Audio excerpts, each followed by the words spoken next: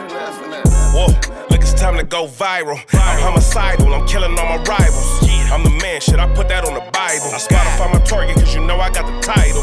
Hey, I'm a Mac 2. I told baby shake that ass like she Apple. She said it's real, so she got my name tattooed. House full, so I hit it in the back room. Whoa, baby said she needed now, peep the urgency. I want a little Kim before she had the surgery. Leg spread on that hardcore poster. She love twerking, she just do it for the coach. Big dog, bull massive. 6 tray Chevrolet, I'm classic. All these niggas mad at me, that's tragic. The main bitch in the bed, that's graphic. Yeah, we about to go viral. Hey, we about to go viral. It just go hand in hand, but it's not forced. What I'm saying is, you got to start shrinking, bro. I ain't gonna lie though. I feel like people start doing like, man, I was standing on the corner of my house. Someone was like, "Hey, Rob, who's this nigga?" I feel like that's partly why we so foolish too in our community. We too materialistic. Oh yeah, superficialness is at an all-time high, and it's unfortunate. Are we too materialistic, or is that just in our DNA? Nah, we too materialistic. You hella too. I believe we too materialistic in the sense of our culture will lose everything to show that you got materials and not have your priorities straight. For sure. I feel like we too materialistic in that sense. Not saying you supposed to want the fruits and get everything out of life. We supposed to. I don't think God put us here to get to a point where you supposed to just be surviving. Like I said before, we should be living. Case in point, label whores, and that's with clothes, cars, all the way down to liquor. And I actually was just talking with a guy who owns a liquor store today, ironically, and he was just saying, in America, they really be on some brands. There was a cheaper brand, and he put me up on it, and he said, man, people don't even know. He said it's cheap, but it's actually better than these name brands. And he's from Mexico. He knows about the liquors, the tequilas.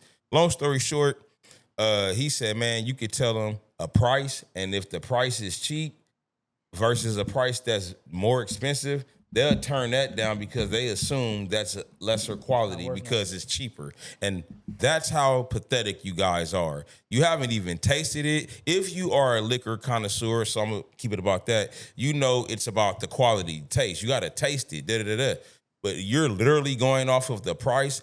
And I remember my grandmother, when I was a child, used to get on me about that because I had that bad habit. Oh, this costs da-da-da. She's like, how come every time you name something, you start off with the price of it?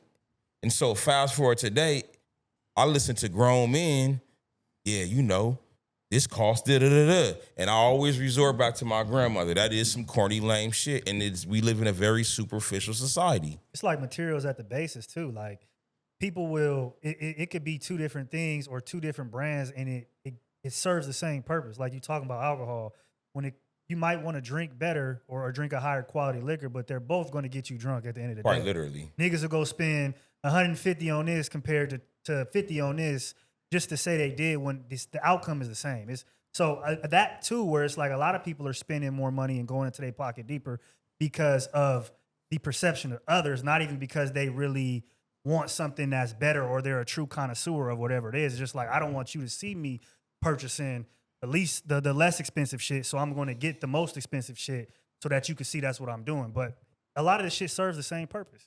I want y'all to see what the fuck I'm doing, man. I ain't gonna lie. So shout out to all the Viral Gang members, man. I know it's been a minute. We back, you feel me? What's happening though, man? What's up with y'all? We just jumped right into the series. Made it back to the States in one piece. Made it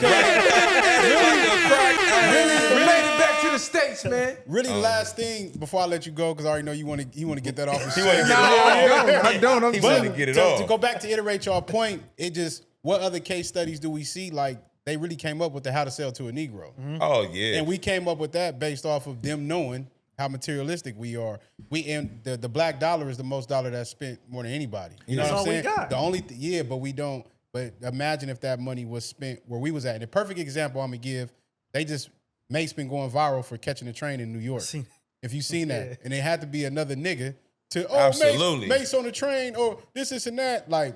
And the nerve of, we know Mace has established himself, or he's in a position right now where he would be deemed as successful in most people's eyes. And for you to clown him knowing that this man has money, but the same person we seen Phil Jackson he rode the bus. Nobody had nothing to say about it. I was just about you know to what I'm saying? allude to So that. Phil Jackson riding the bus, and anybody that's in New York, New York is the most. You riding the subway. You taking the No, subway. but the smarter thing is to ride the subway. But niggas is mad at him for not being in a fly car. It'll take longer to drive. Yeah, But exactly. peep this. But look, that solidifies the point about my point against Short when he was saying, could you be a rapper and have a job? Or, could you be like a streamer and have a job? And I was like, hell no. Because once somebody see you on the clock, it's over with. Case in point, Mace. We know he's a millionaire. He'd been on Bad Boy Records. He's on one of the #1 podcasts with Cameron. He probably didn't want to be in traffic that day. And he broke. He ain't got a private jet. He ain't got a helicopter.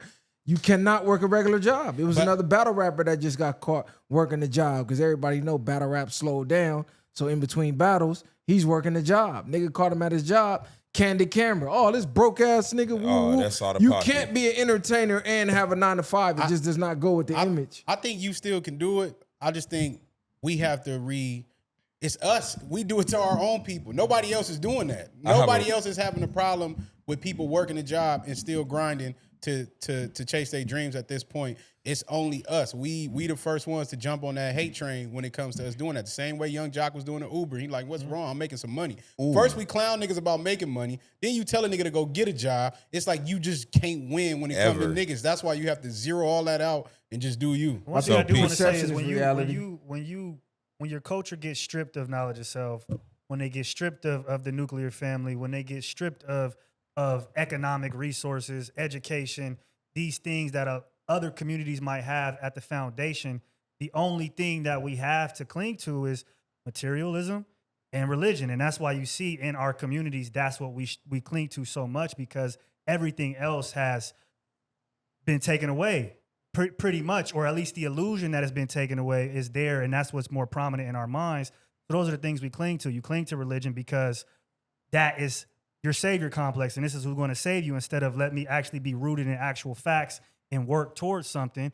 Materialism, you get hooked on that because that's your way to say, hey, I am doing good. I am close to the white man or to, capitalistic society in that way. And I can place my value in America based off of what I have and what I believe in religion wise. And I think that's why our culture clings to that shit so much. So I have a real life moment.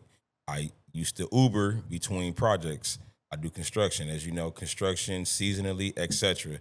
So I'm going to always keep money coming. I was Ubering, and as you know, you have regular Uber, and then you have Uber for the high-end clients, celebrities, Uber Black, something like that. Right. Yeah.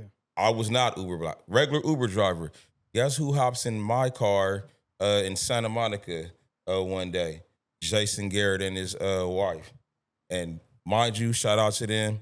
Great people, down to earth, regular. My point in that, regular. They didn't take the high end Uber. Now, granted, maybe he shows how cool they are, and I didn't berate them for it. He took a picture with me. I posted it. I'm gonna post it again. That was a great moment, but just regular.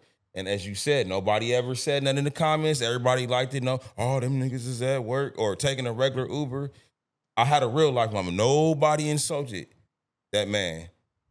And he happened to be Caucasian. And that shows that the perception and reality is a real thing. And I don't know if you are living a reality or this is really your perception. Not everybody or everything is what it seems. So unless you're in there functionally or organically, one must only assume, and you know what they say about assuming. Word to Rick Ross. What Drake say? If I'm lying, I'm flying economy. Bet you I know who I see.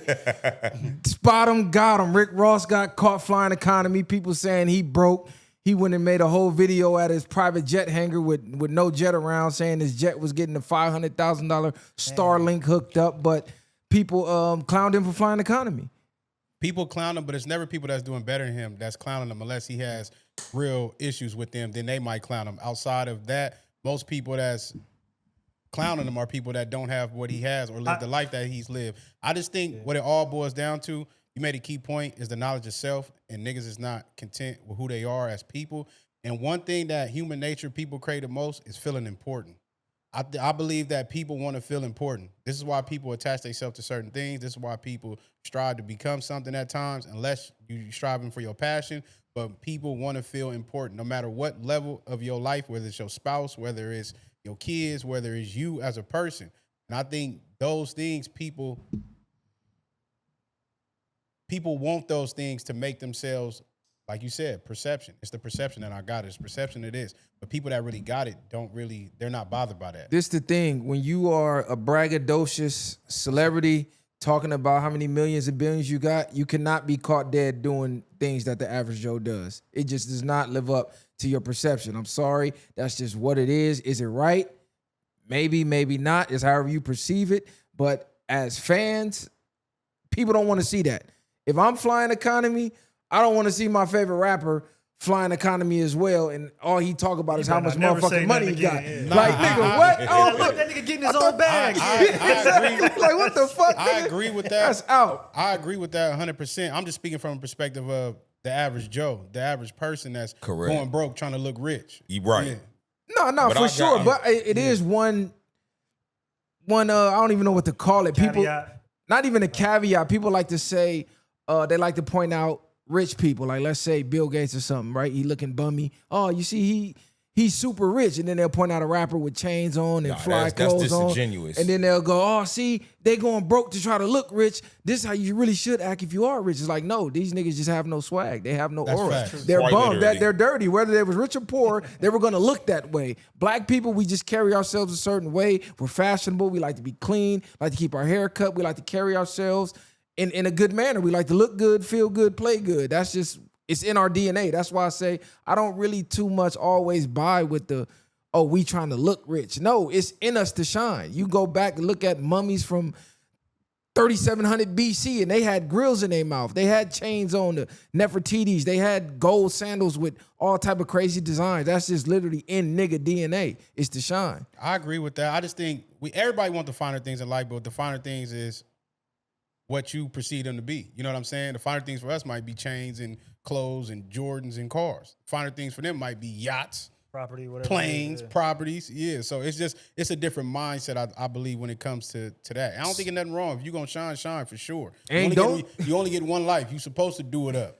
And don't get it twisted. That little bullshit collar shirt and them little slacks be about a $55,000 outfit. Oh, Or absolutely. some shit you never heard again, of. Perception and reality. Everything is not what it seems. Unless you're in there organically and or functionally, I reiterate, you don't know. So stop assuming. You got to really know what it is. And that's when you can tell if someone's evolved or if they're still stagnant. Baseline, standard. I mean, cool, that's standard, but who wants to drive around stock beat? Don't you want to elevate? But you got to elevate here first. Get out of your box and stop projecting. It's that simple. New money and this old money. I think that's where the differentiator is, right? Like, both people can be rich, but I think it's the mindset of new money and old money. And I don't mean as in you've had money for a long time or you just came into money. It's just those old money people have generational wealth. They might act a certain way. They might preserve a certain way to compare to somebody who maybe it's only the second generation of money, et cetera. And I think that's where you kind of see those differences. And I think a lot of points that you made, I think us as a people, we are unapologetically Black and we ourselves. And I think people don't like that energy. That's high power energy. So they try to do things and deem you a way to shut that down. Because like we said before, they notice a greatness in you. It's like, nigga, we gonna go up and show up and be who we is wherever we at. We don't care who looking, who talking about it, whatever we turned up or burnt out, whatever, how you want to look at it. Now it is a limited way to not do things because we do see crazy shit coming from our people. But for the most part, I think that's just what it is. And having that awareness, they are aware and they're afraid to even be that way, to even step out and act like that. Right. Like a lot of things that we do that other cultures copy, they demonize us for doing it because we do it the best. And that is a threat. I just seen China going up, doing a whole routine of HBCU in China. But then they put those videos on Twitter or Facebook and, oh, look at them, they ghetto. Look how they act at the graduations. No, we have soul. We don't just walk across the stage like mindless NPCs, get a piece of paper. Nah, nigga, I work for this. You know what type of odds I had to beat to get here? What type of hurdles I had to overcome? I'm finna turn up. That's in our DNA, and that threatens everybody, even though they copy it. And China hella anti-black anyway. So and they super anti-black. Do that don't make sense to me. They are, but at the same time, it's a place and time for everything. Like the girl twerking and didn't get her diploma. Yeah, that was crazy. That's crazy work. That's the type of stuff that they be talking about. Yeah, that's crazy work. That's embarrassing your father like that. You could have turned up and just got it. But I want to say this, like, it's two things could be true, I guess. So she shouldn't have been twerking. Especially at her age, you got all these grown people up here, you twerking in front of the stage. I know you happy, you excited, and that's part of the culture that they perceive like this is the dance I need to do. She probably planned it out, but at the same time, she still deserves her diploma. She still did what she had to do to get that diploma, so you shouldn't take that away from her just because she went outlandishly and did that. Now look, we got it. My bad. We got a lot of topics to cover. So I want to pivot to something a little lighter before we get into the Rick Chow, before we get into the Karmelo Anthony, before we get into the xenophobia in South Africa that's going on right now, because I was just in Africa. It's a lot of things going on. One thing I didn't notice in the headlines when I was gone was music. I didn't really see anything. I mean, Fabulous, he put out the freestyle for the Knicks. The Knicks won. I told y'all they was going to win. Shout out to Spike Lee. Matter of fact, let's talk about the Knicks, man. How y'all feel about the Knicks winning? They fans is the reason why it's trash. And shout out to the nigga in the Spurs, Dennis Rodman jersey. It is That was going crazy. He was one versus throwing 1,000. his That nigga went to work. They had to kick that nigga out and arrest him and keep him away from everybody. So shout out to bro. I do think that I wanted the Spurs to win because I'm just not rocking with a lot of shit that's East Coast teams, whatever. I don't do that. But I will say that I think when it comes down to it, the Knicks were a more experienced team. They were more poised on defense and offense, and they just let the game come to them. I feel like they didn't try to rush anything, whereas in the Spurs, De'Aaron Fox had a lot of mistakes. I think Wemby at times, too, maybe took it too serious, where it was like some of the before game practices or some of the speeches, it's like, bro, just chill and play the game, like, and really be present in the game and try to win, compared to like Jalen Brunson, who wouldn't even go near a trophy, wouldn't even talk about the next game, wouldn't even talk about before the game. He was like, y'all just got to wait and see. That was his whole mindset, was just wait and see. When I get there, we're going to be in the moment and we're going to make it happen however it happens. And I think that's why they were able to come back from being down 20, 29 points in multiple games and win the game, because they consistently stayed poised and they stayed present. That's how I think where Wemby is. He's younger. I think he's the fourth or fifth person to be 22 years old in the finals. So you do got to, talk about that as well. He's a young kid, but I think his mind was so much focused on the outcome that he wasn't building that shit brick by brick, and that's where he fucked up. I could take many angles with this because the finals was crazy. I don't care who won. I really wanted it to go to Game 7. That's what I wanted to see. I wanted it to be competitive. You blowing 29-point leads, 16-point leads. They was up double digits every game and didn't finish the games. And then they blew like 2 or 3 games. But I do want to say this. Shout out to Jalen Brunson. You putting on for the little niggas. And shout out to Jalen Brunson because he's an Eagle fan. I didn't know that. Shout out to Brunson. They won, you know what I mean? Now, New York, y'all can revel in that. But like you said, when it come to their fans, that was bunk. Y'all out there whooping niggas like y'all play for the team. Like y'all was getting $1. That's like, attachments. That's what I mean. That's attachments right there. That's deep-rooted issues. Y'all, and they wanted to feel important. Like y'all was something. Y'all act like these was y'all real ops. They was out there putting BTA to Spurs fans. It got to a point they had to stop, like cancel their whole, you can't even watch the game outside the stadium no more. They was tripping. So I think the finals was kind of BS to me. But shout out to them for winning. They going to use the same excuse that their team was young. But the way the Spurs was playing. All season? No, not even all, the whole series. That's true. Yeah, the whole series, they was up for most of the game. Like Bronson put the team on his back, but the Spurs gave away a lot of those games. For stupid mistakes, like you said, De'Aaron Fox, they damn near saying he under investigation. So put it with Terry Rose. It's crazy work. So shout out to them, man. They won. It is what it is at this point. I'm ready for football season. Facts. On God. It was two young teams, or as you said, experience, and experience is the best teacher. It typically supersedes, not always. However, watching the young Spurs team win beyond they got the experience. It looks like, remember when LeBron first went against the Spurs? And from that point on, we got LeBron. Now, I'm saying that's what could potentially happen. Or some type of greatness comes from when you lose young, but you got there that young. Right. So when you can get somewhere that quick, you can only get better. Yeah. It's like if you watch tennis, when Federer first beat Pete Sampras, after he beat his idol, Roger Federer. So that's just how it goes. There's that. And now for you New York fans, on some nigga shit, y'all just didn't run up on the right one. Like, you ran up on the right one, number 10, but I'm talking about the right ones. So furthermore, on some for real stuff, New York is a great city, right? It's a metropolitan city, right? It attracts people, right? You're doing your city a great disservice because you're shunning people off with that type of behavior, particularly for sporting events. You know why I've never been to a game out there yet? Because I'll go to jail. I don't know where you're going to go. Hey, so look, shout out to the Knicks, man. Y'all did y'all shit. They ain't won since like 1973 or something like that. Yeah. So y'all better bask in it. Y'all won't be back for another 20 years, so y'all better hold it down, man. Hold the crown. And some New York rap, man, y'all better pop back out. This is y'all time to shine. The spotlight is on New York. Don't drop the ball, because we all watching right now. Fab already set the tone. He did the little Young Miami remix. It's on the rest of y'all now. I say Jay Mills set the tone, because he already had him getting up out of here. Get him the fuck out of here. Shout out to Jay Mills. Hey, look, so Karmelo Anthony was found guilty. I'm going to go out on the limb and say this was 100% race related, period.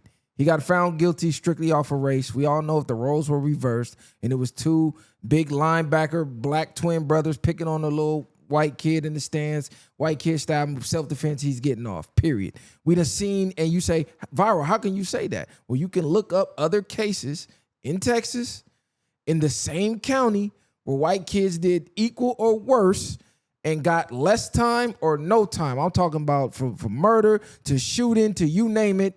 They got damn near slaps on the wrist. Y'all all saw the posts on social media of the cases, so ain't no need in me saying it.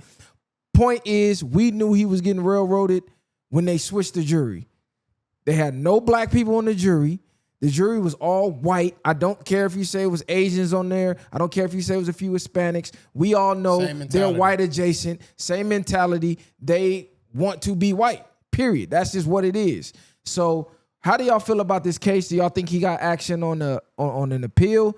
I seen an old white lady say she saw the tape, and she said that Metcalf fell on him and fell on the knife. So I don't know how true that is, but I do know he got railroaded, period. And I do know he got railroaded because he was black.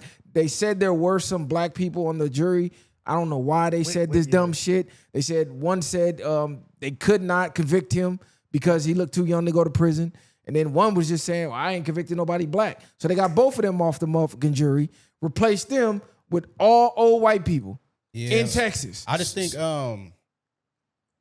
at this point, we have an example after an example after an example after example. The system is not designed for us. It never was. It's designed to work exactly the way they want it to work. If their people are in position and you being this skin tone, you're cooked.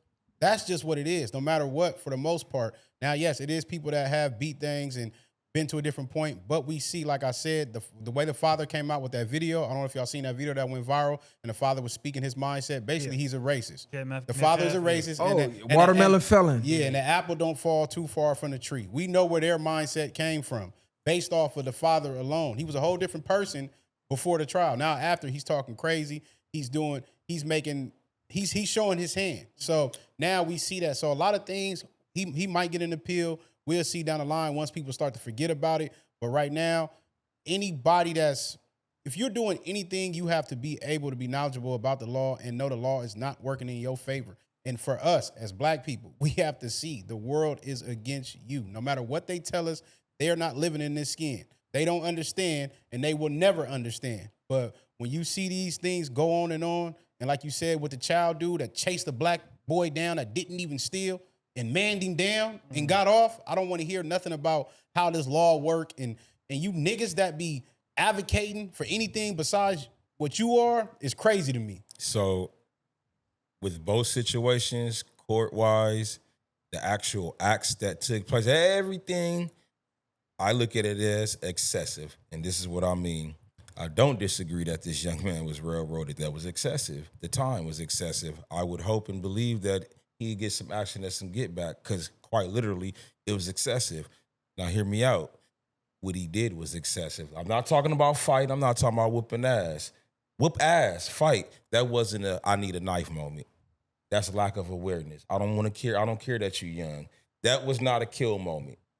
But I'm sure, considering what you just disclosed, which I did know, the racial undertones, I could see it was some. I already know what happened. We all do, but it's still emotional. It's a very emotional response. And considering everything we just described, knowing the system is against us, I say this constantly. It's not about me dismissing it. So don't be, I'm not dismissing it. What I'm saying is awareness. If you know something is against you, you must exercise a high level of awareness. That does not mean move scarcely. That means be aware. So you handle things accordingly. That was not I need a knife moment. That was I'm going to fuck you up like a motherfucker best I can. That was not I need a knife moment. The knife should have never been involved. And if you understand that, that's what this is. But are they going to take that and drag it? Absolutely. Absolutely. So if you don't understand what I'm explaining, that's because you're highly emotional. By no means am I dismissing the railroading. Am I not understanding what's taking place? What I keep expressing to people in any situation, particularly ours, stop giving them the ammunition. They already got the gun. You just want to feed them the bullets for free. Yeah, I think, we came in here a year ago and talked about it. Brought up Texas law. We brought up the multiple caveats that had to be hit for him to clarify or declare self-defense. And I knew that he would be found guilty. I wish I could come in here and when I was wrong and niggas, you was wrong, and he wasn't found guilty and he came in self-defense. But I think, again, when you looked at the law, when you looked at how it happened and how it took place, that was going to ultimately be the decision that they made. I do think the time is excessive. I think that in that moment, a stab was not warranted, but I don't think giving somebody 35 years at 17 years old, I think that's very excessive. I think obviously they was going to throw the book at him. I do think, though, that Karmelo's parents could have fought for him more. I understand that you don't know the law, right? You're just a regular citizen. But you had a whole year to get prepared as much as you can. Because at the end of the day, you're going to fight for your son more than anybody else is. Any public defender, any lawyer, any social media personality, you at some point have to go against other people's better judgment and use your own to advocate for certain things, to make certain decisions even when people are telling you not to. And I think that's somewhere where they lacked. They let the government take the wheel, and it ultimately... They didn't put Karmelo on the stand, which was a very big mistake because he didn't get to explain why he felt scared. And I think if he could have looked those jurors in the eyes, and again, maybe the outcome would have been the same. But if he would have been able to get up there and said, this was my situation, this is how I felt, this is what I thought, the outcome could have been less time or possible self-defense. Manslaughter or something. It could have been different. And I feel like they didn't put their foot down enough. They listened to other people too much instead of just going with their gut and trying to get their story out there and do more to protect their child. Another thing I do want to say about the stab thing is we're all, average height in here. And I know everybody in here has put a nigga on their pockets that was bigger than them. So the bigger they are, the harder they fall. We used to revel in that. We used to take pride. I knocked the nigga out that was 6 feet. He bigger than me. Whoop-de-wop, whatever. We going crazy. So I think the first thing, and in this generation in general, the first thing is to go for a weapon. First thing is to go for a gun or a knife or whatever the case is instead of just using your two hands, especially when we've seen multiple fights of grown-ass men at baseball stadiums, basketball stadiums, in the same type of bleachers or just chairs where you could really topple over, knocking each other upside their shit and still living. So the ultimate outcome could have still been death, but I would have rather taken my chances using my fist than a knife to go to. I think this case is ultimately about decisions. When you make a decision, you have to be willing to stand on that decision because your intent, regardless of what your intent was, it might not always be relayed to the party that received whatever decision you made. So if you felt like something was self-defense, then I think that you have to truly stand in that when you make that decision and understand that it's a possibility that other people don't think the same way. Same thing with Austin Metcalf. He thought he was protecting somebody, right? And you got to really stand in that. Are you truly willing to die for protecting a track meet? He didn't think he was protecting. He thought he was pressing. Or he was, whatever the case is, are you truly willing to lose your life over that? I don't believe he was, and I don't believe his family wanted him to. Karmelo Anthony, same thing. Were you really willing to go do 35 to life for that? Or should you just have got up out of there? Or should you just have fought? So I think ultimately decisions, and the intent is what leads us to this moment. And unfortunately, I think both kids and both families paid for this with their lives. The reason Austin Metcalf, he's never coming back, and Karmelo is not coming back for at least 17.5 years unless they get the appeal. So I really do think that it was a mistake on both ends, and that mistake cost both kids their lives. The reason I'm not harping on if the knife was self-defense or not, because the same people saying that the knife was too extreme, the same crowd turned around and champions Kyle Rittenhouse for going across state lines with an AR-15 illegally and gunning down 2 or 3 people. Whether they were PDF files and deserved it or not does not change the fact he took an AR-15 illegally as a minor, went across state lines and took 3 lives, and they all said, oh, my, yeah, it was self-defense. They was coming at him. So for their people, it don't matter what they do. They're going to find an excuse. Only our people, man, we need to hold them accountable. Nah, fuck that. I was taught you don't play by the rules when somebody's playing the game and they're cheating. It's impossible for you to win. If they're going outside the rules and you're playing by the rules, you lose. So we already see they're not playing by the rules. So why the fuck are we still playing by the rules? Do you think, though, Viral, go ahead. If you, God forbid anybody's children is ever in this situation, but I know for me, if I had a kid, I'm going to stand with my kid regardless. But behind closed doors, I'm going to say that you just made a coin toss, right? This is a 50-50 chance. You either go up the road or you don't. Regardless if you don't, you just altered your life forever. I do think that as a father, there has to be some sort of conversation with your kid. Like, do you understand what you really did? If you do, cool. But I don't believe he really understood what he did because he didn't even think he killed him. He was asking if it was self-defense. He wasn't really sure. We can put that towards emotion. We can put that towards being young, whatever the case is. But the decision he made ultimately had consequences.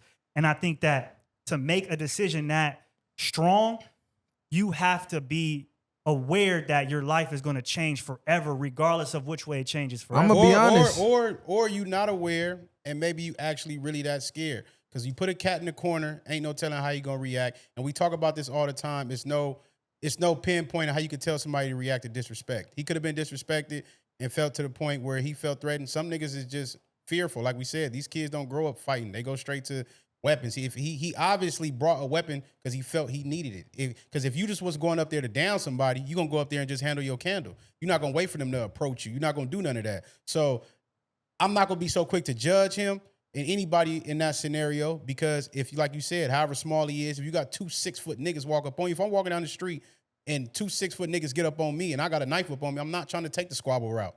Unless you just finna give me a fade, I'm gonna get up on you. That's just how I get it. And I'm gonna get up on you by any means necessary. So we can say it's emotional. We can say whatever the case it may be. But regardless of the fact, them niggas went and pressed him. I don't care if he was in the wrong tent. I don't care. It was any other ways to prevent this from them. They could have went and got a coach. You could have went and got a parent. You could have went and got anything before addressing somebody else. But you felt you had the authority to come press me.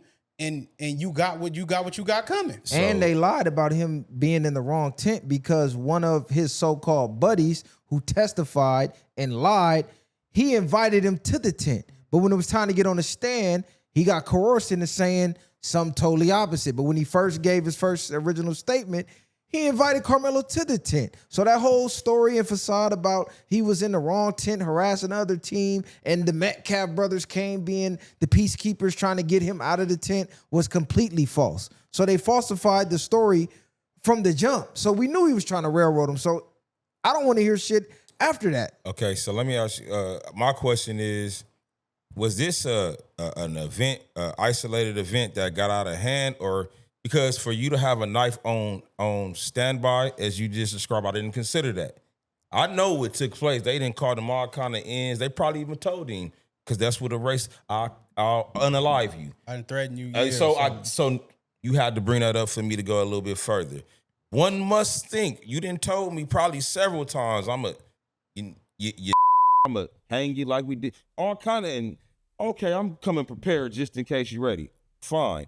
They're still gonna view it as excessive, but that's that thing about fear again, emotion. I get the concept, but emotion, that's a fear. I mean, fear is an emotion. And if not taught that very young on, it's like young snakes, rattlesnakes. They're more dangerous than an adult because they don't know how to control their venom. Yeah. So that's all a young person is. Whether they're young, you want to refer to them as why. When we're young, that's when we're most rambunctious, right? Because we fresh, it's raw, it's natural, it's uncontrolled. So it does start at home. I'm not excusing anything. I'm pointing out that simple matters like this, lack of communication at home, race relations, people being genuine, all this stuff, it creates this. Because I don't know about y'all, I'm tired of having these conversations and saying this because it's the same thing over and over again, whether it's black on black, white on black, it's always the black losing. But it's a lot of these times, right? A lot of these things, it's different for us. Regardless if we in your tent, we in our tent. If I'm there and I tell you to come over here, 2 white boys ain't finna come press you. What you niggas want to do? You not finna be sitting there getting pressed or getting mauled about whatever, how a nigga want to talk or whatever, not in the presence of us. It's not gonna happen like that. Quite so literally. it's just a different upbringing for him. But like I say, I'm still not gonna just fall and say a lot of things can be excessive. If that's the case, we should say every M1 that happens is excessive. So anybody that's getting unalive should be excessive. If that's the case, there is no justifying it when it comes to that. It only justifies to the person who felt like it was justified. Unless you can relate to that, unless you've been bullied, unless you've been in a situation to where honestly, you felt like you had to do this. No kid that's growing up the way they grew up is really just thinking, I'm just trying to catch a hat today. Like, you're not even game banging. You're not even you at a track meet. Nigga, I'm not thinking like that. And I'm gonna say, oh no, my bad. Go ahead. I'll say, and I'm gonna say for people that keep asking why he had the knife, in the state of Texas, the knife that he had is legal for teens to carry. When we first covered the topic, I read down the parameters. I literally went to the law and I read it word for word, line for line, of the size of the blade, how long the knife could be. It's legal. Now, it was not legal for him to have it at the track meet. I will give you that. But that's still, I mean, you telling me I can carry it everywhere, but here, I'm carrying that shit. I don't even care. Y'all want to get technical. I don't care why you got it. I don't care if he had a machete. I don't care what he got. If he had a pistol, machete, knife, why do you carry any weapon? For protection. You ain't just having, why you carry pepper spray? Why do you carry anything? Why do you keep guns in your house? For protection. This is what people carry it for. It ain't just, I want to look flashy. True, but so now I don't think. In my opinion, I don't think Karmelo was even carrying it for protection. It was really just a Walmart knife with a. No, for real. I think he just had the knife in his backpack. Nah, nigga ain't just having no knife. You carrying a knife for a reason. You ain't no just carrying a knife. I don't think where he lived, where his upbringing was. Again, a lot of these kids have knives. Niggas be doing all type of shit with it. I don't necessarily think he was like carrying it to protect himself. I think it's something that a lot of people have, and in that moment, that's what he used it for. But I don't think it was any premeditated, or he got that knife thinking I have to protect myself from something. Not living in Frisco, Texas, so much to the point where, in the reports, right from in court, reporters stated that Metcalf, we don't know how true this is, said you don't have anything in your backpack. This is Frisco. So I don't think he had the knife because he wanted to do something to anybody or felt like he wasn't being, had to protect himself because he living in the suburbs. I think he just so happened to have it that day, and he reached into his bag, and when it came down to it, and he had it there. I think I think the tent thing, I think those two things are very minuscule because there was a murder. So I think we've kind of bypassed the knife, we bypassed the tent. Now it's about the actual action of the murder and what really took the murder or caused the murder to take place. I think that's more of the focus than if he had a knife or not. Who really cares, right? I don't think that was, to me personally, the big part. Was he in a tent or not? Who really cares? Niggas be in a tent, other tents, doing their thing, whatever it is. I think what it really came down to was the shove and then the stab. But this is what we got to look at. His dad had the quote unquote gag order where he acting like he's some upstanding Christian. Soon as the verdict is read, all of a sudden his true colors come out. Now he's the watermelon felon, and now his whole racist side comes out. So that was ingrained in his kids. So when I said race played a factor in this, all you got to do is look at his motherfucking father, how he talked and how he felt when he was upset. The racism came right out. I tell y'all every time, damn near every episode, you get a white person mad enough, you get anybody of another race mad enough, and you black, they going to that N-word, period. They going, they going to the race bag, how you make period. it. So I knew, oh yeah, this has some racist going on. It's a black kid in the tent. Mind you, his friend who invited him over was Hispanic. So why they didn't tell him to get out the tent? He didn't belong in that tent.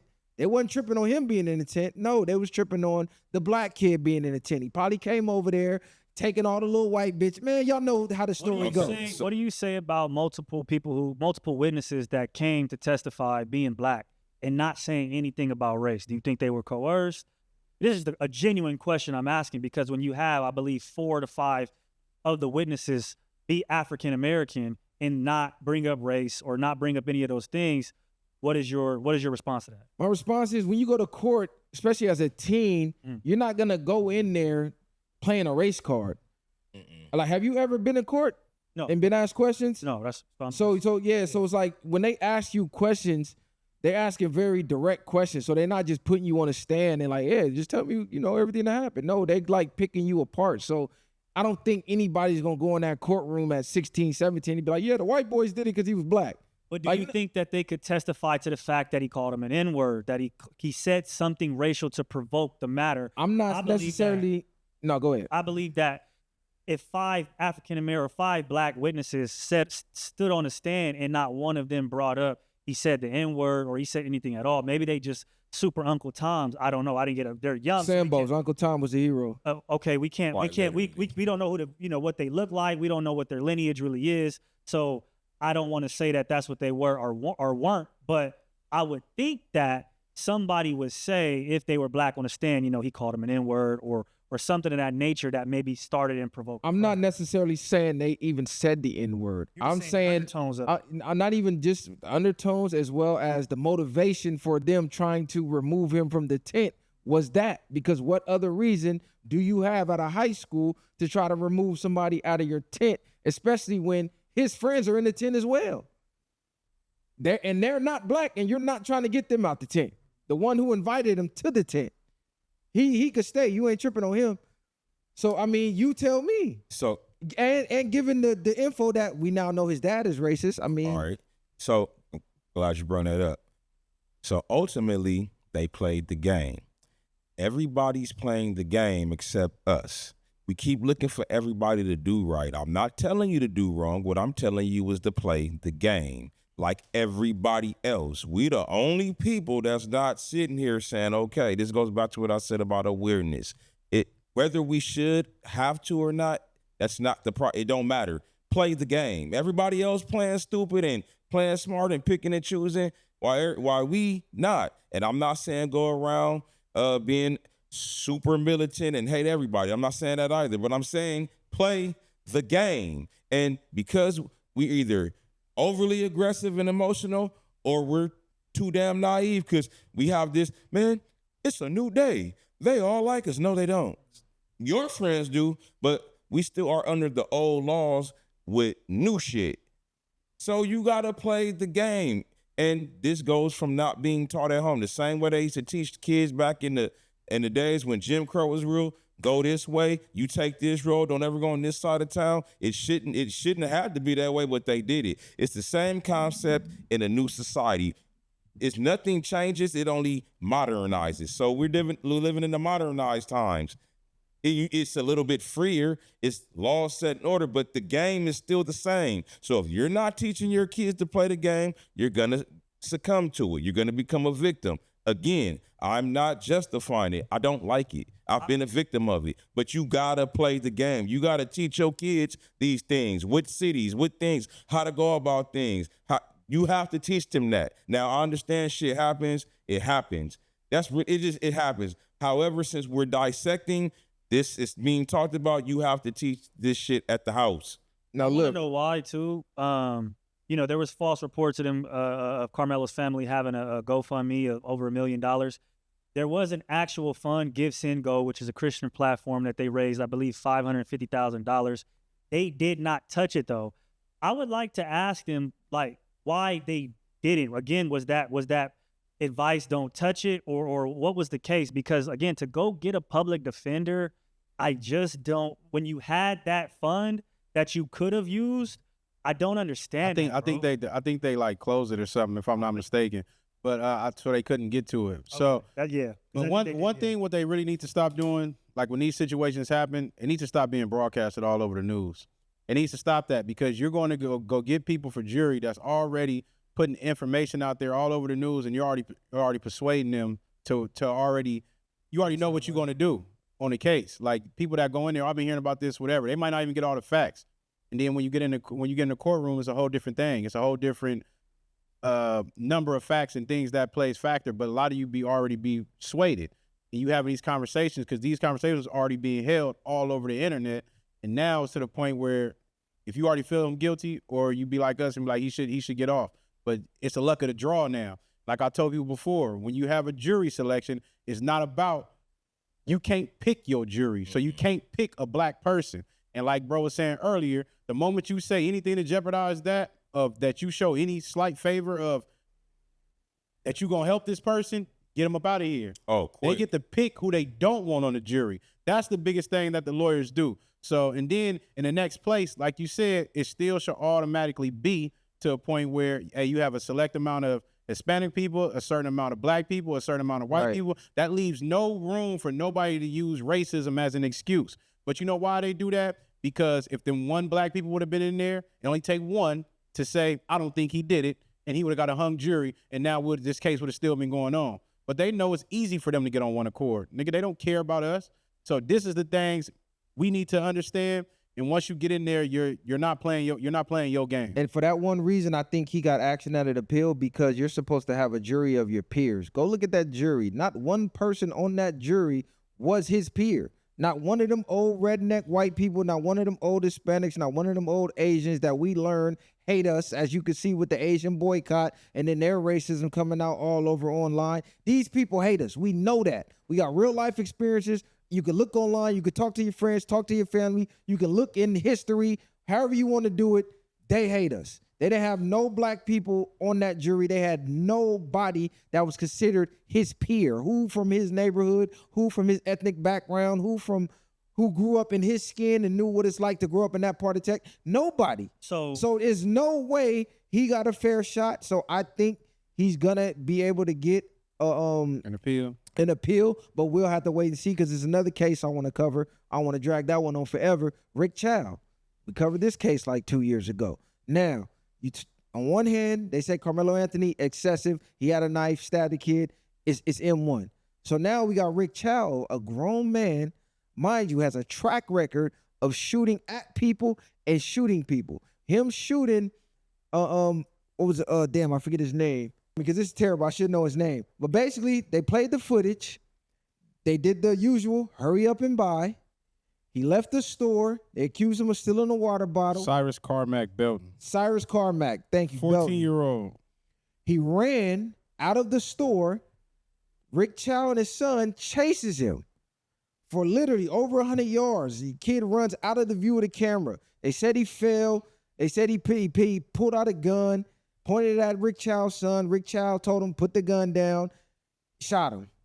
Now, if you think Rick Chow, that old Asian man, was able to chase after this 14-year-old for 200-300 yards, you crazy. Now, a lot of people saying they think his son shot him and he took the charge, but whatever the case, it was murder. If you ever took a self-defense class, if you ever went to get your gun license, your gun permit, first thing they tell you, one, you cannot defend your property. So somebody breaking in your car, you can't shoot them. If somebody is breaking in your house and they're not posing direct threat to your life, you can't shoot them. Literally, if you see them taking your flash screen off the wall and walking out, you can't shoot them. If they turn around and run, you can't shoot them. So this case ties directly into that. They said he was stealing water. You can't shoot somebody for stealing water. He was fleeing on camera. You can't shoot somebody that's fleeing. How are you scared for your life if you're chasing somebody? And in my context, to what you were saying, this is excessive. This is beyond excessive. You chase the man that's in the store. You chase the little boy, 14 years old, and this is why I don't have a problem with people like Karmelo that carry things. Because let him have a hammer or a gun on him at 14, he'd probably still be here with us today. Over what? His skin tone, over 4 bottles of water they thought he was going to steal that you clearly watched him put back. Y'all was hawking him through the whole store. He didn't steal the water, and he ran and left and was scared for his life. Imagine what he was going through, thinking, and his worst fears came to his life. And these niggas went and knocked him off based off of basically his skin tone. Let that been an Asian boy. Let that been something else. I guarantee they would have never went to the worst core of I'm about to unalive So him. here's what I do know about human behavior and Asians. Just keeping it a buck. We live in Los Angeles County. It's a lot of Asians here that own a lot of stuff. Yeah, they feel for it's racism. Here's this though. What I do know is it might not have been that young man, but motherfucker got tired of some shit. Somebody kept hitting them. I'm just keeping it a buck. Just keeping it a buck. It's probably happening all the time, and it's probably always some young black kids. And this was the one time where enough is enough. And hell yeah, it was excessive. So again, I don't like it. There was some punk bitch shit. Even if he did steal 4 waters, I'm personally not hawking nobody down for no punk ass 4 waters, let alone killing them, let alone a kid of any damn race. That's some punk shit ass shit. I want to make that clear. That's some punk shit ass shit. Now that's some shit your ass wouldn't. Yeah, I'm coming for you. But your context, what I'm saying he is, should be what excuse what do we? I'm not excusing it. I was gonna ask you a question. Go ahead, my bad. I'm not excusing it. I'm talking about human nature. Again, you stub your toe 99 times, the 100th time, I mean, whatever. That was probably the 100th time. This is my thing. He's already on file shooting at people six times. For going in the store or whatever the case. So fact still remains. So, but what I'm saying is he has a pattern. He shot somebody and missed, shot up somebody's car, then he finally shot somebody, then he killed somebody. Authority's problem. So that's what I was getting at. This is the authority problem. You see somebody taking extreme measures for something minor. So at what point did they would they going to step in and be like, hey, this motherfucker is shooting people for stealing out of a store. We might got to shut this motherfucker down. But it go back to the point of what you said. But the point I was getting at was that we talk about the kid being emotional. We talk about Karmelo Anthony being emotional when his brain ain't even fully developed. But we don't have no emotional intelligence when it comes to this grown ass man. It applies. It absolutely applies. But even on top of that, like you said, if the case states that he did this 6 other times, and like you said, if hypothetically we speaking, if they are black, they're brushing it under the rug. We don't care. If you shooting at one of us, you gonna have a problem. That would have been, from my assumption. He should have been guilty. To me, this isn't a fight, right? This isn't some type of altercation. This is a dude. He literally put the water bottles back.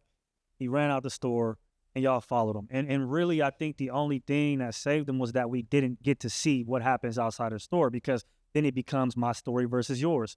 Then the race can come into play. Then the narratives can be ran.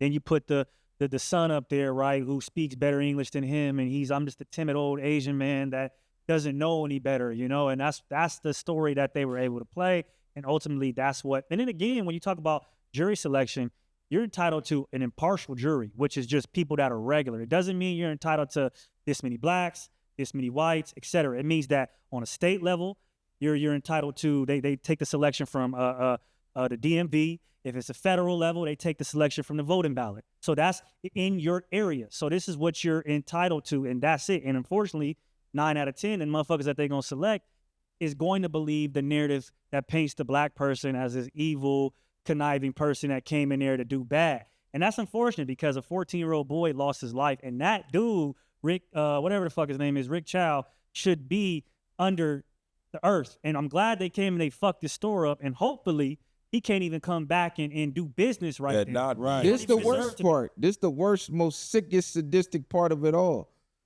He had a black lawyer. Rick Chow had a black lawyer that got him off for killing a black kid. So let that paint that picture for you. Oh, yeah. He murdered a black kid in cold blood and then used a black attorney to beat the case. So shame on that black attorney.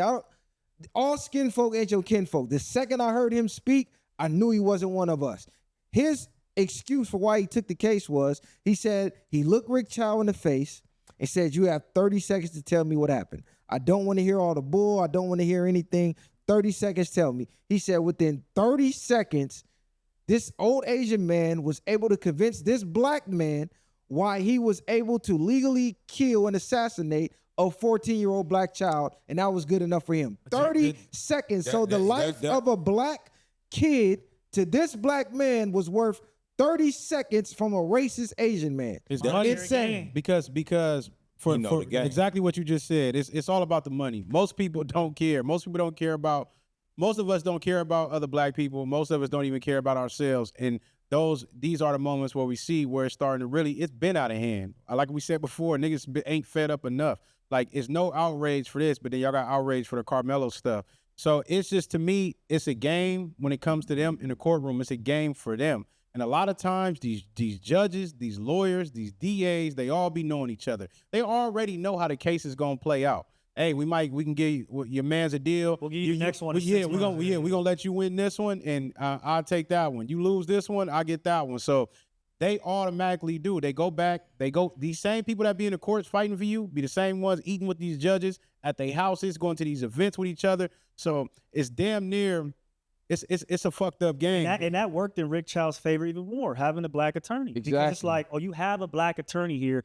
A lot of people, or at least it's like the one black guy that works at the company, right? Well, the company can't be racist, or these people can't be racist because they have representation. And so I think that's where, if you're on a fully white jury or, a white adjacent assimilation jury, that's exactly what they're going to say. Well, it couldn't be racist. He got a black lawyer. So if the black dude didn't believe it was racism, then how do you expect us to believe so? So that is where it comes to a point where we got to choose either the money or we have to choose self-preservation in our culture. No black person should have touched that case with a 100-foot pole unless they was trying to convict Totally him. agree. Yeah. I'll say Disgusting. I'll say this, man. With all of this stuff, and there's been many cases like this, and unfortunately, moving forward, it's gonna be many more. And simply because I talk about diversity and race relations a lot. We have had the pleasure of the state we live in, specifically city we live in, Los Angeles County, Long Beach. Diversity is what I'm saying. So my experience, I'm not naive to what we as a people go through. I've experienced it myself, but not in the manner so traumatic. Meaning my experience with white people, other races, for the better part of my life, especially as a youth, has been pleasant. So I keep in mind, or I have to understand, that that's really not the case when it comes to race relations in our country. As up to par as we really think we are, or social media will have you believe, until it shows you it's really not like that. A lot of us are really not privy to each other when it comes. People really segregate themselves in metropolitan cities as well. That's why you have Koreatown, Chinatown, this town. It's names, and it's a town for a reason. And a lot of our lack of experience with each other is part of why this is happening. And then it's the BET effect. All you can go by is what you see on TV. So when you constantly seeing it on social media and the TV, you think everybody's a thug. You know what? Or you think every white person is a Poindexter, or these stereotypes, because they're constantly pushed. One thing though, Rod, is I think that is a scapegoat to a degree. I'm not. No, I know. I'm just speaking to this particular point because we all as human beings have to go outside and have real life experiences with people. So I think life is about nuance. I don't care what nobody says. Everything for the most part is nuance. So if you're a black person, if you're a white person, whatever race you are, you've came into contact, unless you live somewhere in fucking North Dakota or somewhere, you came into contact with other races. And 9 out of 10, you've dealt with. Nah, that ain't true. You've dealt with black people who are bad, but you've also dealt with black people who are good. You've dealt with white people who are bad. You've dealt with white people who are good. So I think if a person is mature enough and nuanced enough to understand that, then they should understand that I have to judge this person by what they're giving me, not by something I've seen on a TV. At some point, that becomes an excuse because you're in real life. So you could see O-Dog come out and blast a fool. No. You done seen how many years have you been on this block? And you might have had some niggas that hit a lick on you, but you also had some niggas that came in here and said, thank you, ma'am. Whatever, I'll clean it up. Whatever it is, you've had those interactions as well. And so I think that there has to be. I think you're missing Rob point. Hold on, let me get this. Okay. Bro, I know cats right now ain't never been past Manchester. So stop. Please don't do this. I got this. I know people that ain't never been past Manchester. What I talk to people right now ain't never been out their town. You know, are you familiar with a city in Washington State called Moses Lake? Population 3,000 as we speak. I used to work there for practically a year. There's people that ain't never left that city. Not just there. I have many examples of people, whether they black, white, Hispanic, have quite literally never left their city, let alone their state.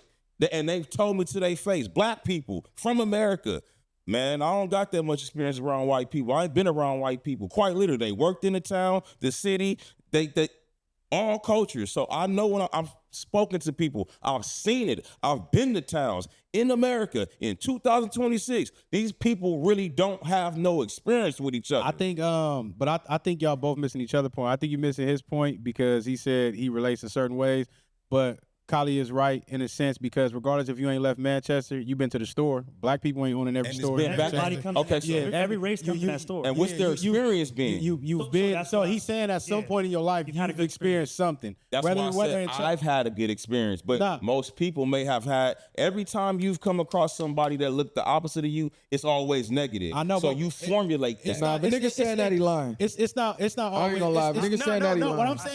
What I'm saying is it's not always negative for sure. That's 100%.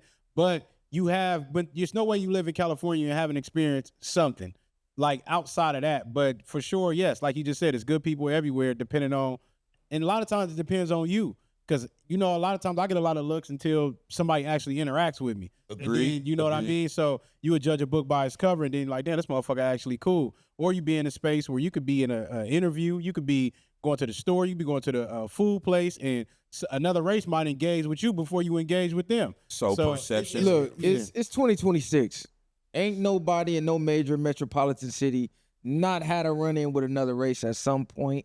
I think it's pretty much impossible. But to Rod's point, a lot of people do go off of the algorithms. I was in Africa, bro, and they don't like black Americans. I'm just gonna keep it a buck. Was it the Arabs or was it the Africans? I was in South Africa. I was in Holzberg, and then I went to Cape Town. Holzberg, for the most part, I was off the grid, so I wasn't really interacting with too many of them, but I did talk to a few of them. I talked to more of them, especially around our age bracket once I got to Cape Town. And for the most part, they do look down on black Americans. They think we're out of touch. They think we're rude. They think we don't have any, what was the words he used? Any know-how or knowledge about other people's culture. They just think everywhere we go, it's just black American and fuck everybody else. So it wasn't until we sat down literally and shot basically a podcast episode for like 30 minutes, which started with, ironically, having a debate about rap, about Kendrick versus Drake that turned into J. Cole backing out the beef and blah, blah, blah. Then it went into the black American versus African thing. And he said, damn, you know what? You just changed my mind on the way I view black Americans. Because I asked him, I said, where are you getting your thought process on black Americans from? You've never been to America and you've never left Cape Town. So 9 times out of 10, I know you've never talked to an American. And he said what he saw on the internet. So whatever he sees on this algorithm, that's how he's judging and basing us. And that's damn near half the world. But what do they show our representation on the internet? That's all I'm The streamers that's doing gay shit, the streamers that's crashing out, the niggas that's crashing out, the bitches that's twerking, talking about where my scammers at, that's all they get to see. So they think that's the entire black culture. We don't have no positive representation that's going viral, we might see it because we might customize our algorithm to that. But even that is only goes so far because I get to see shit that I don't want to see, that I don't follow, I don't retweet, I don't like, and it just popped up on my algorithm. Because you had a topic about should we be able to customize our algorithm? And that ties into that because I want to get into that. I think at some point we shouldn't be able to, because somebody brought up a great point about it, that has inclined us and incentivized us to live in our own realities.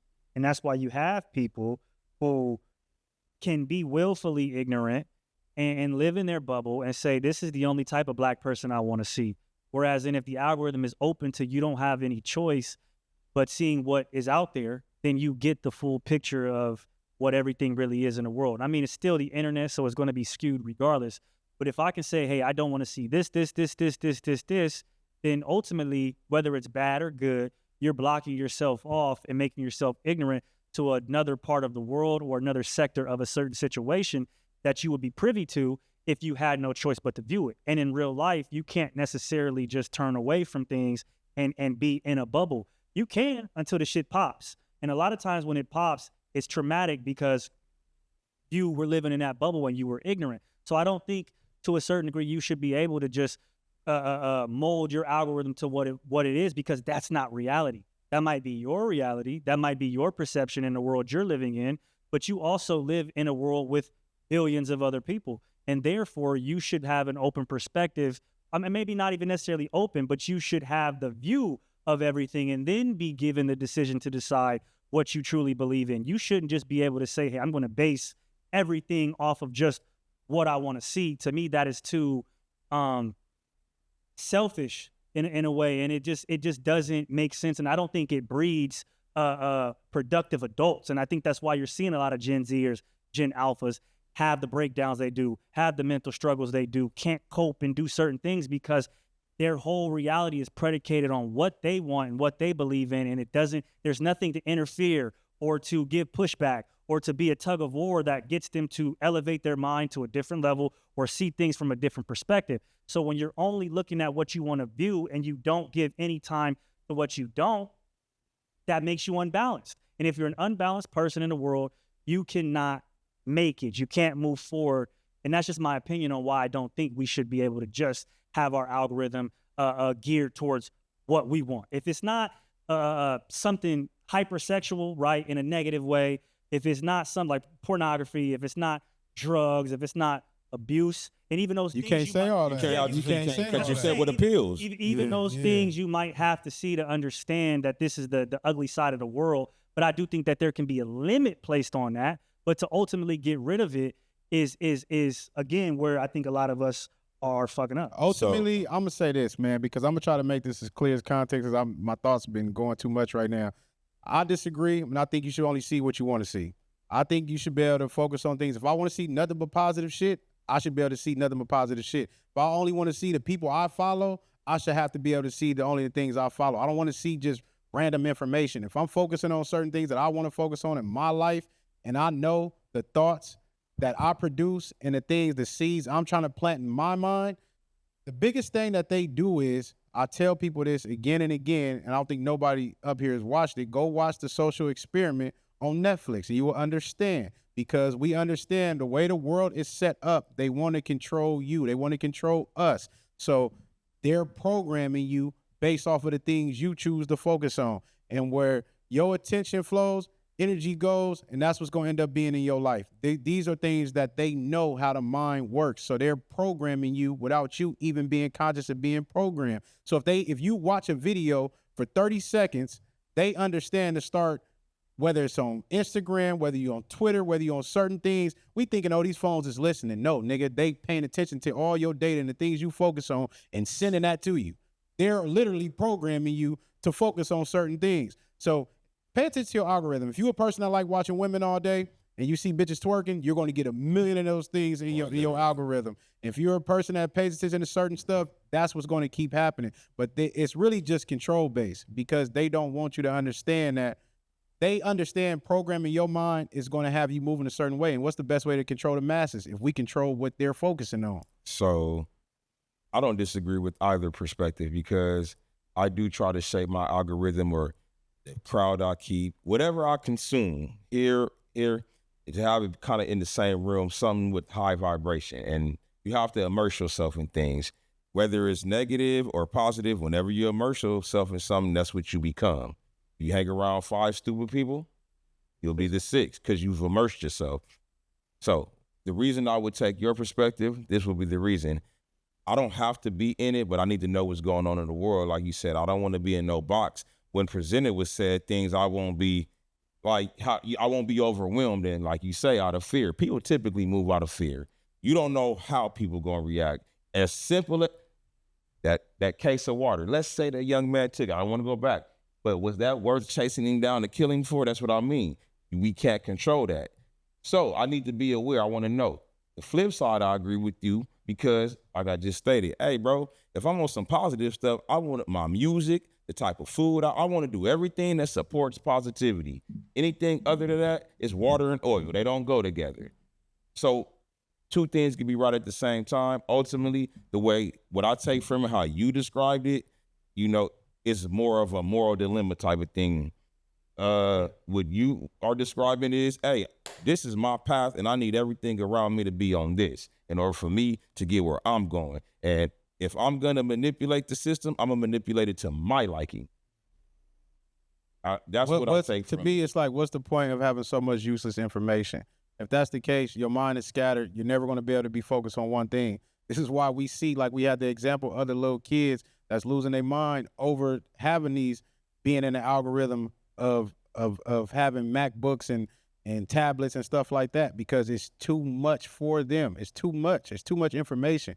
When you locked in to something, if your kid or something is playing sports, you teach them and you lace them what they need to know. Other than that, you don't need to know what's going on in China, everything else. You're not finna go fight the war. The people that need to know what's going on are the ones participating in that. Regardless of how we want to say all this stuff, you think you part of this political party, want to know all this political information, it does you nothing. Yeah, they tell you that you have parts in it, but it really does nothing in my perspective. You think what's the dude? Is it Henry Ford that invented the engine? Henry Ford, yeah. Yeah. So he invented the engine, right? So they put him on. They sent him to court. They sent him to court and basically asked him why. Basically, tried to make him look stupid on the stand. Like, do you know X, Y, and Z? Do you know how to make an engine? Do you know this? Do you know that? Like, he designed it and did everything else. He said, "What is the purpose of me when I can go get somebody who knows how to build engines? When I can get somebody that knows how to put gas muzzlers on or certain things? I don't need to waste my mind. I need to use my creative space for the things that I'm useful for. Well, you can go grab somebody for that."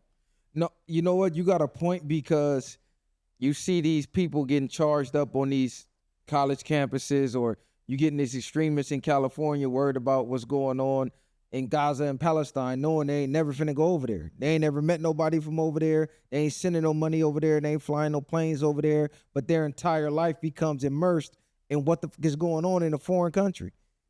That they got, same thing happened. What happened when we had the crisis in Paris? Everybody was changing their Facebook to Paris. It's like whatever the algorithm shifts to, that's what people reality shifts to, but they never focus on the reality going on around them. So we never get the change in real life. You never making a change in your city. How the fuck you trying to change something in Palestine and you got a crisis here in your city? Los Angeles, Watts, Long Beach, Compton. You got shit going on out here. New York, Baltimore. You got shit going on right around your front door, but you worried about what the fuck is going on in the Middle East. I believe that if you took that same person on those same people and you gave them the choice to only formulate their algorithm to the same way they wanted it to, it'd be the same outcome. And then that's kind of my whole point, is you should be tasked with the decision to decide what kind of person you are, what you're going to allow to be useful, what you're going to allow to intrigue you, et cetera. So I think that closing yourself off to what you don't want to see is just making you down the line at some point ignorant to things that exist, whether you don't see it out there or not. It exists. And one day it possibly could come into your bubble or into your reality. And then how do you deal with it if you've never seen it? Yeah, but those things don't exist to you in your reality. Like if you're not if you're not in a position where you have to I want to say maybe go to war, or if you're not a gangbanger that deals with the gangbang environment, like everybody doesn't need to know what's going on besides the people that needs to know how to survive that and the people that's trying to make change in that. Outside of that, if you just seeing it, this is how the perspectives of what you said of how we're viewed already. When they watch Boys in the Hood, yes, it's shining light, and I love those movies, but at the same time, it has people with perspective. Okay, this is how Cali is. You see men to society, this is how they act. Or you see people doing what they like the little girl and stuff like that, twerking. Then now you have a stigma of us as a whole. Regardless of that, you don't even do that in your real life. Like, yeah, you get caught in the algorithm, but do you go places that you don't care about? Do anybody do? Do you want to have conversations about things you do not care to talk about? How many people gonna zone out on somebody that bring up just anything? This nigga talking about anything. I'm out of here. I'm not even finna pay attention to it. Or do I keep my mind open and say, let me hear what he's saying? Nigga, you want some bullshit. Nigga, you don't get up out of here with that. So for the most part, I think anything that, like, if you have the choice to focus on that or whatever to be privy to it, you're gonna go do your homework and figure that out. Like, if you want to know something about that, then yes, you can change your algorithm to figure that out. I don't think it should just have to be thrown on everybody, because I believe it's still more power in what they're doing than we think. Like, look at the world that we at, man. We still live in times where it's like, damn, we so lucky we grew up in the 80s. You so lucky you grew up in the 90s, like before the internet, like life before the internet. We so happy to have this technology, nigga. Life was better before it. Yeah, I think it is an overload of information, because your brain can only retain a certain amount of information before it has to suppress certain thoughts to let new information in. So we're taking in so much information daily that your brain is replacing the info that you just doom scrolled for 12 hours the day before to digest the new information, thus making us dumber.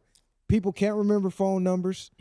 People reading levels is down. People can't do basic math. I mean, might be the dumbest generation ever. No cursive. And we have the most amount of information, but it's an overload of information. So that's that theory I always use.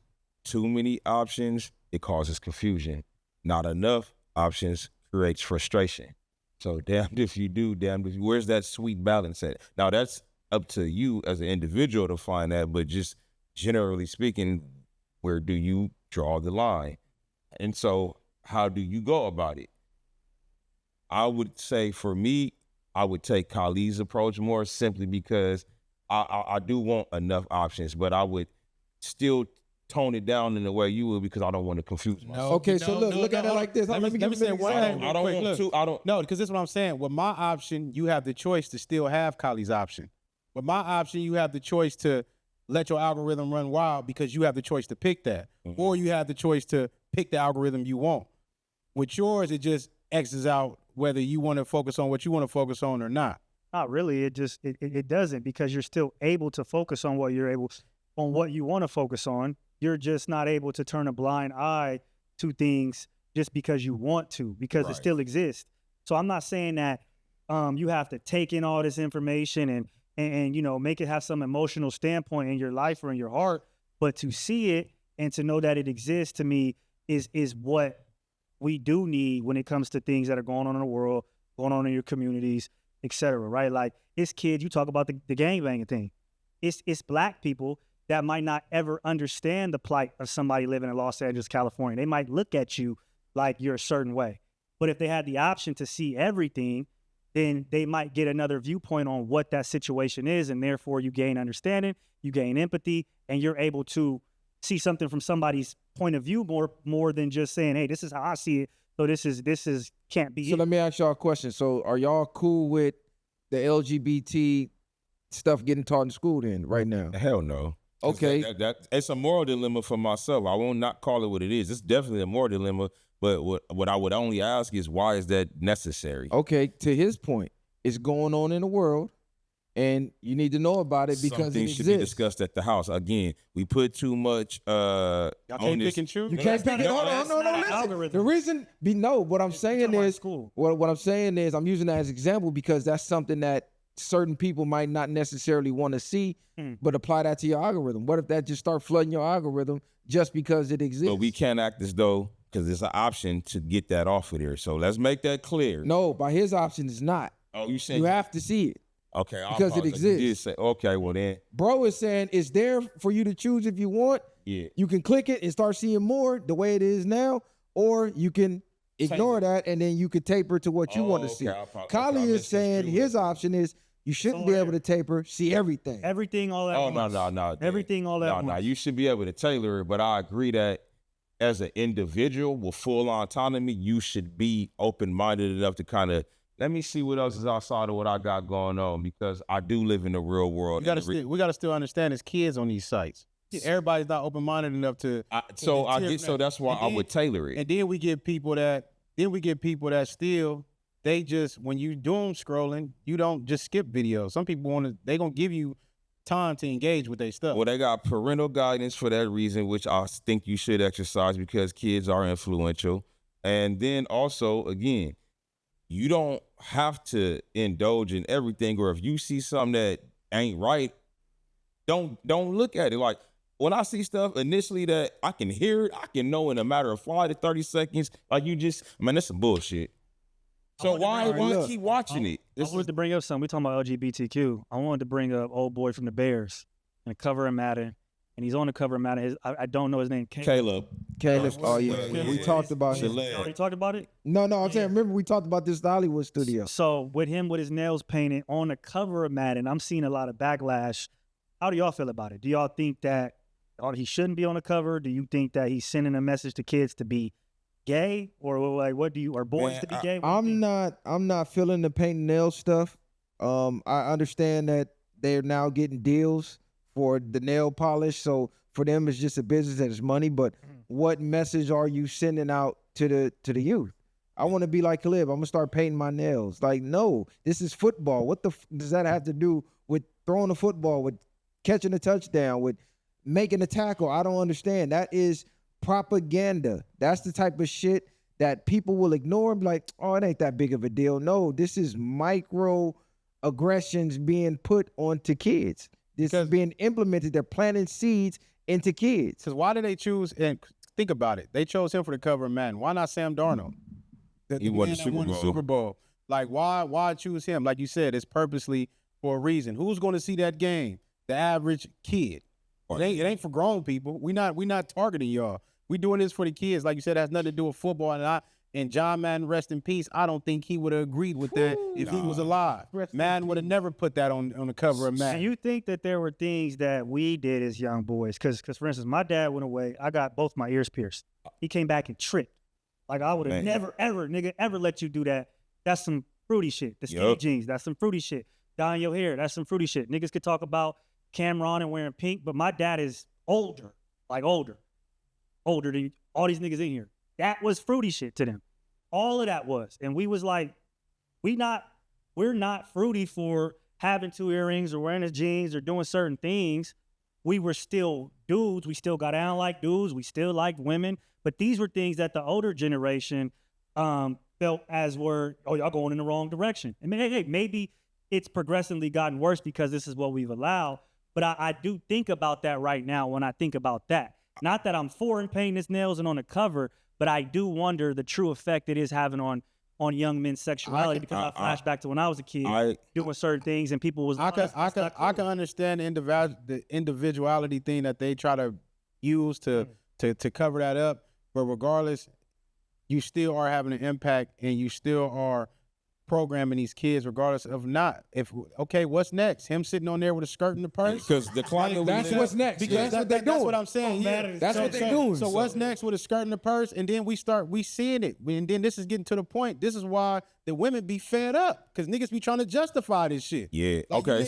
You niggas is nasty, nice as hell, and sassy because you starting to act more like the women. It's, I'm just being myself and I'm being cool. Yeah, but you don't have to present that on the cover of a video game that's going worldwide to the children. Like, we don't care what you do in your own space in your own time. But at the same time, it is a way certain things need to be carried. And we have to draw the line as men and stop justifying and making excuses for these niggas when they doing weird shit. It's just that we got to call it down the middle. That's just what it is. I'm not justifying that. I'm just agreeing with my father had that same discussion. He had his ear pierced, and I was like, one.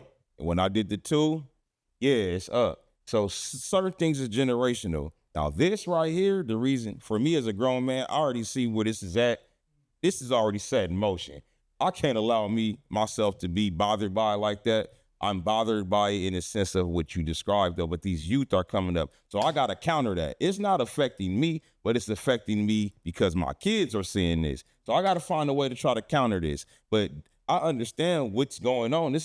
Look at the climate we live in. It makes absolute sense why he's on there. Look at the climate we're in. And it's Pride Month, right? They conveniently let the cover leak. So I see the game, I see the play, and I think it's grotesque. I don't like it at all. But if you're asking individually, does it, man, I can't allow myself to even. Athletes are catching flack for not wearing Pride stuff. I think that's stupid. For not wearing hats that's representing Pride Month. It's like y'all can represent that. Everybody doesn't have to be that. It's damn near like you the opposite when you straight now. Like you a straight man, you damn near looked at. Oh, it's crazy. Public enemy number one. To the media side world. I wouldn't say just in the real world, but for that part, you are damn near. They damn near got more rights than everything. It's like for you, and even speaking against it, you get a lot of flack. Like this was which is wild to me. It don't bother me individually, but just knowing the climate of the world, knowing that it's an attack on masculinity, you see the play, you know what's going on. So as a straight heterosexual man who has a son, I'm not gonna say it should bother you, but it should bother you, especially a son who likes Madden. It's like, what's the point of this? It's subliminal messaging. If you don't know anything about subliminal messaging and the subconscious mind, I suggest you tap into that. It's part of the reason I don't like half of these streamers because they're now dabbling into this gay shit. Every time you see Ray J on the stream, he talking about taking baths and showers with niggas. Why? Because that's the new way to go viral. You said what? Yeah. You didn't see the one? This the last recently. thing. This the last thing. Hold on. Which one? Nah, he talking about with the tranny part, right? Yeah. Nah, He already knew. We know he's trolling, but it's like, come on. Said he trolling, but he don't care. But the whole point I'm getting at, when I speak for these things ain't bothering me either. But it's more so it's awareness and like you just said, understanding that what's going on. It's more than just that. It's the bigger picture. Now you have the awareness enough to let your kid know, like, hey, yeah, I'm gonna get you the Madden, but what he doing, this shit ain't cool. This ain't what you teach to be like. You need to be free as a man and just be yourself. Like, then if that's the case, y'all might as well be cool with niggas wearing stilettos and pumps. At this point, y'all doing all this shit. So look, let's switch gears for a minute, right? So Jay-Z back in the headlines again, right? He had the freestyle going at Drake. That made headlines for about a week. Now he's back in the headlines in a negative light. He has an exclusive deal with Target to redistribute the Reasonable Doubt album. And I believe it's selling for about $40. Now he's in the hot seat with the black community because the black community is having a boycott against Target for them canceling DEI, right? Which to me, it made no sense to me because the number one beneficiary of DEI was white women because white women are labeled as minorities. So black people, I believe we only had less than 10% benefit off DEI. So the whole boycott to me didn't make no sense. But Jay-Z has always, wherever black people was boycotting, he went and did a business deal. When Kaepernick was boycotting, boom, he went and did the business deal with the NFL. Niggas like, oh, he backdoored Kaepernick. Then they said he backdoored Dame Dash. Now they saying he backdooring the black culture by doing business with Target. I guess y'all Is this an issue or are black people just looking for some shit to be outraged by because it's now trendy to hate Jay-Z? Quite I'm literally. not a businessman. I'm a businessman. Man, shrewd businessman. Y'all don't understand what shrewd So at business the end of the day, Jay doesn't. How many niggas that were around him have to tell you that he doesn't care? Doesn't care. Niggas at the brunch didn't get invited. Niggas said he wouldn't let him. What he say? What B say? He wouldn't let him stay after on parole. It's so many niggas. He did deals behind niggas' backs. It's so many stories out there about Jay. He's for self. And that's just what it is. We can look at the NFL thing with Kaepernick. Like you said, he was getting killed out there. He went and became the head nigga who puts on the shows. I mean, he does what he wants to do when he wants to do it for his benefit. And I think that I don't think we should be so up in arms about it because, again, he is an entertainer. turned into a businessman. He's a capitalist at the end of the day, and he's going to do what he has to do to elevate in this world and be up there with the movers and shakers. I don't even think that many niggas is really boycotting Target to Quite begin with. literally. I still go to That's the Target. main part, right? I there. never did. Yeah, niggas is all. I through still it. go to Target. So it's like, Hell but you do I talking understand the people that are looking to him, to the sheep looking to him to show them what to do next? Yes, because that's what we've anointed. These types of characters we have anointed to be the leaders of our community. Listen to broke niggas about how to move in the business world, or you're gonna be broke. He didn't get to billionaire status listening to what the casual everyday fan telling him to do business wise. He's doing what's best for him and his business, and it's obviously fucking working. He's got multiple billions, one of the most successful rappers ever. So fans, they're gonna be outraged, and they don't even know why they outraged. When you ask people, why are you outraged about DI being canceled? They would say black people are losing jobs. And then when you go look at the statistics, almost no black people got hired through DEI. We're a very emotional people. I totally get where it stems from. I hate to use that term, but that 400, because they did a number on us. They have mentally so much so that you niggas is mad and don't even know why.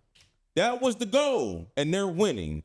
That fake outrage, hey man, you just that's what I mean about you got people who ain't never been around another culture, but the way they'll talk as though they know what this person do. That's what I mean. You're heavily influenced because your mama told you this and your daddy told you this. You've seen this on TV. We're very emotional people. We need to stop doing that so that we can become analytical. You know, nobody can tell us nothing. Nobody can say when we wrong. We can't even tell each other when we wrong, or we labeled as a coon, a sellout. Man, Jay is doing what he's supposed to do, no different than any other businessman. If we just talking about business, I even salute Drake. Damn, I salute Drake. Whether you think he black or not, I still consider him black. Seriously, because And he been rocking that Drake album lately too.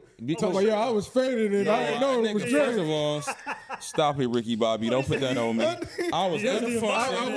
That shit is not in my algorithm, and I could prove that. I ain't never said that. I said it was a cool joint. I didn't know. Hey, this shit was cool. I'll call a spade a spade. You have to give your algorithm to not see it. You see what I'm saying? I'm gonna say this though. This business. If you're not in there, it's easy for us to say the play until you the one making the play.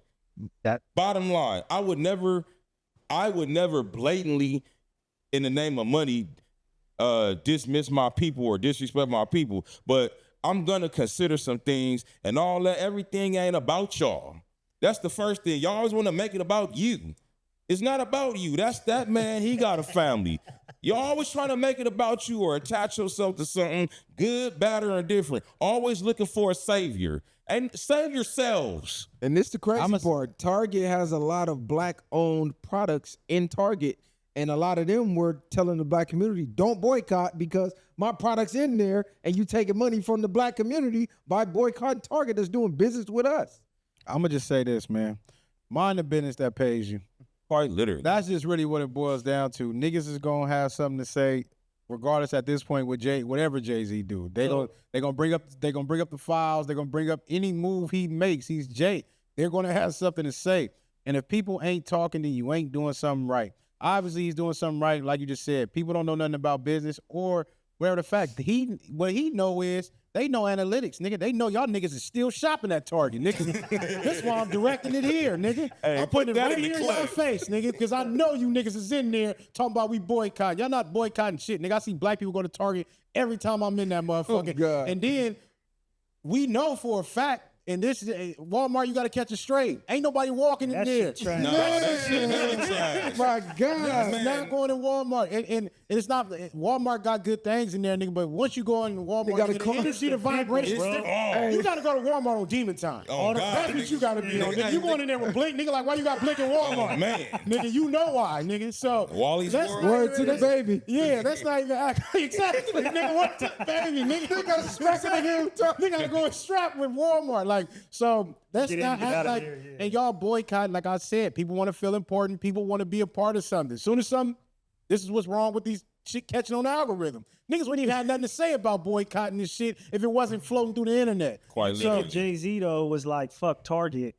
would that be more powerful, and would that make corporations feel a little bit more pressure to re-enlist the DEI qualifications compared to him saying, fuck that, here's my album, sell it for $30 more than it was when it came out? I think Hell, no, ain't nobody listening what the fuck Jay-Z talking about. I think he have a little bit of What regular No. everyday working No, class people no. like Jay said fuck Target? Nah, that's what fuck that's, Target. But that's basically what I was finna get at. But I'm thinking you thinking on a bigger scale, like far as just business wise. Yeah, so I'm saying if he has enough influence to Shift it another way. shift a little bit of the masses, whatever way that to may make be. people start jumping on board and make it a real problem. I think it's a possibility, but a lot of people, Jay-Z is not like highly favored right now, so I don't think it'll move that much. But the thing is, with people, when things get boycotted, it's boycotting for a week because it's cool, and niggas don't stand on that shit. Niggas is not really boycotting Target like that. If they need something, they're going. The average day person is having fun online, talking crazy, then they get off back to their real life, and then they're going right to Target. Whatever store they Order pickup. Yeah, whatever store they go closest Man, to. Yeah. getting them. I'm gonna be real. Jay-Z, they got Jay to get back in the good graces of black people. They thought this move was gonna get some niggas to cancel the boycott. But as far as them needing Jay, this is Target, bro. Like, be for real. Target is Every going race in the world shops at Target. They don't need niggas to shop there to be successful. Let's be fucking real. Like you say, be aware. It's billions of people. Be the fuck aware. If you niggas stop shopping at Target, Target still go on. All it's gonna be is more bodies getting caught at fucking Walmart. That's Because it's gonna be more niggas. Hey, Walmart catching Gonna be that more story. niggas there. Man, Like, I come hate on, that man. story. I'm gonna go on record. nigga. I hate everything about it, starting with the people, the staff. It's like Chick-fil-A versus Popeyes. That's what it really is. It's a whole different feng shui. I don't care that you sell the same products, you don't got the same energy. Everything about that is negative, and that's not because I've been influenced from other people's experience. It's through years of information, speaking with other people. Now it's on the internet, proving it to be true. I don't know what it is about that place. Anywhere, it's just very negative in there. Energy in that motherfucker. Every time you go, loss prevention got somebody in the front. Nah, facts. But you know what's crazy? I didn't even think about this when I was younger, nigga. But nigga, the Walmart downtown, nigga, Long Beach, niggas that used to was be the- getting terrorized, nigga. You was getting caught up there, niggas was getting warped. You see niggas shoplifting everything. The homeless all that in front. Yeah, it's the energy just. Y'all been go to the dirty one as hell Crenshaw? every It time. was the Long Beach one and the Crenshaw one. You go to either one of them, and they small, they compacted. So it's really only kind of one way in and one way out of either one. And they closed before they closed. No, they closed both of them specifically, I believe, because of the violence. I had to. I don't want to call it a pleasure going to both, but you better go in there ready. Anywhere Walmart I is gotta sick. go call security to get some fucking deodorant, and they walk that shit to the counter in a plastic box with a lock on it. That's the place. I'm cool. I'm straight. Security guards flanking them. Yeah, this shit. Yeah. Nigga, for a fucking degree. I ain't gonna be surprised walking Walmart and see bulletproof glass in that motherfucker. It be in there, depending on. You ever go to the one on Long Beach Boulevard? I don't go to Walmart. No Well, more. I mean that was back with it, but they I got will. plexiglass. Don't get me wrong. I will go if that's like close or something. But for the most part, I gotta be out the way, and it gotta be nothing. It gotta be not be a Target. Yeah, that's emergency purposes. Pick up, bring my shit outside. I'm finna go to Walgreens or something. Order pickup for real. But yeah, y'all just, it's trendy to hate on Jay-Z right now. Go look up I don't forget which episode it was when we was talking about Diddy, and I said they knocking off all the billionaires in hip hop, and Jay's the next on the list. Voila. Jay's the next on the list. It's just trendy to hate on Jay. That's what it is. Anybody in our race that is winning, you either die the hero or live long enough to see yourself become the villain. Jay has just lived long enough to see himself become the villain. I vividly remember when he first made billionaire status, all y'all niggas was, it's The Rock. It's The Rock, billionaire. It's The Rock. Now all of a sudden, Epstein and this and that and all this other shit. My build generation, you they were up. saying that was Illuminati. Yeah, Build you up. everybody, they was saying that, but now I got a question for y'all: are black people just the biggest haters on earth? Like, now this is a serious question. That's what I'm sitting here thinking about. So coming from inside the culture, we black. We probably spend majority of our time around our own people. That applies to everybody. I don't care how diverse you are. And most of your problems in my life have come from within the community because of the things we're talking about. Human nature is real with anybody, but then there's cultural differences. Whenever you go around black people, in my experience, and that's in the better areas, there's always this kind of tension. Like, so when you are around fellow black people and the energy good, you just cling to it so much because for some odd reason, there's this crab in the barrel type of energy, whether you in the hood function or a decent place. It's just always this undertone. And I'm like, man, wait a minute. Let me check myself. Sometimes I'll be tripping. Rob be tripping sometimes, but hey, sometimes you get to wondering, hey, man, I don't want to be around my people because I didn't quite literally said it. Man, I don't feel like being around black people today. I'm gonna go somewhere else. I don't think niggas is the biggest haters. I think niggas might be the biggest haters of niggas. That's what I'm saying. Niggas is the biggest haters. We're not the biggest haters though, because listen, these other races, they get to watching niggas at the beach, watching niggas at the pool, watching niggas at the laundry mat. Is that always hate? That's hate, nigga. Is that always hate, or could some of that be admiration? Because what I'm saying is, like, when we think about, like we say, okay, music wise, we talk about the support from our people. We like to automatically hate on the nigga trying to come up. You just said a nigga can't be a nigga and not look the part.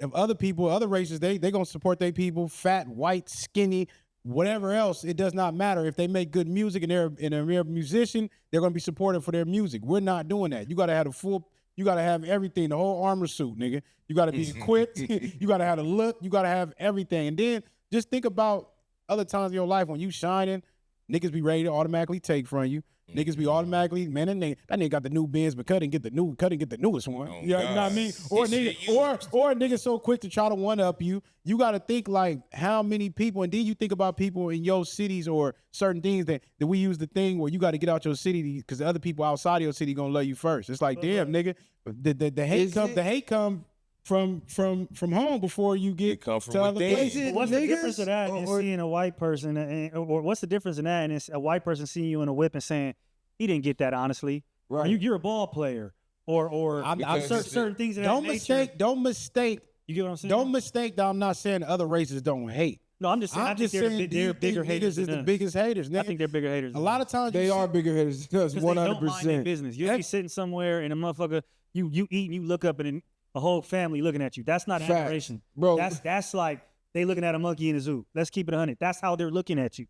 Most of the times, when you get something, when you're in a nice area, you go to a fucking Ralph Lauren polo store. You go to Gucci somewhere, and they're in there already expecting you to not be able to afford it, and they say it to you in a million different ways. You go into these liquor stores, they expect. I just feel like these other races hate us more.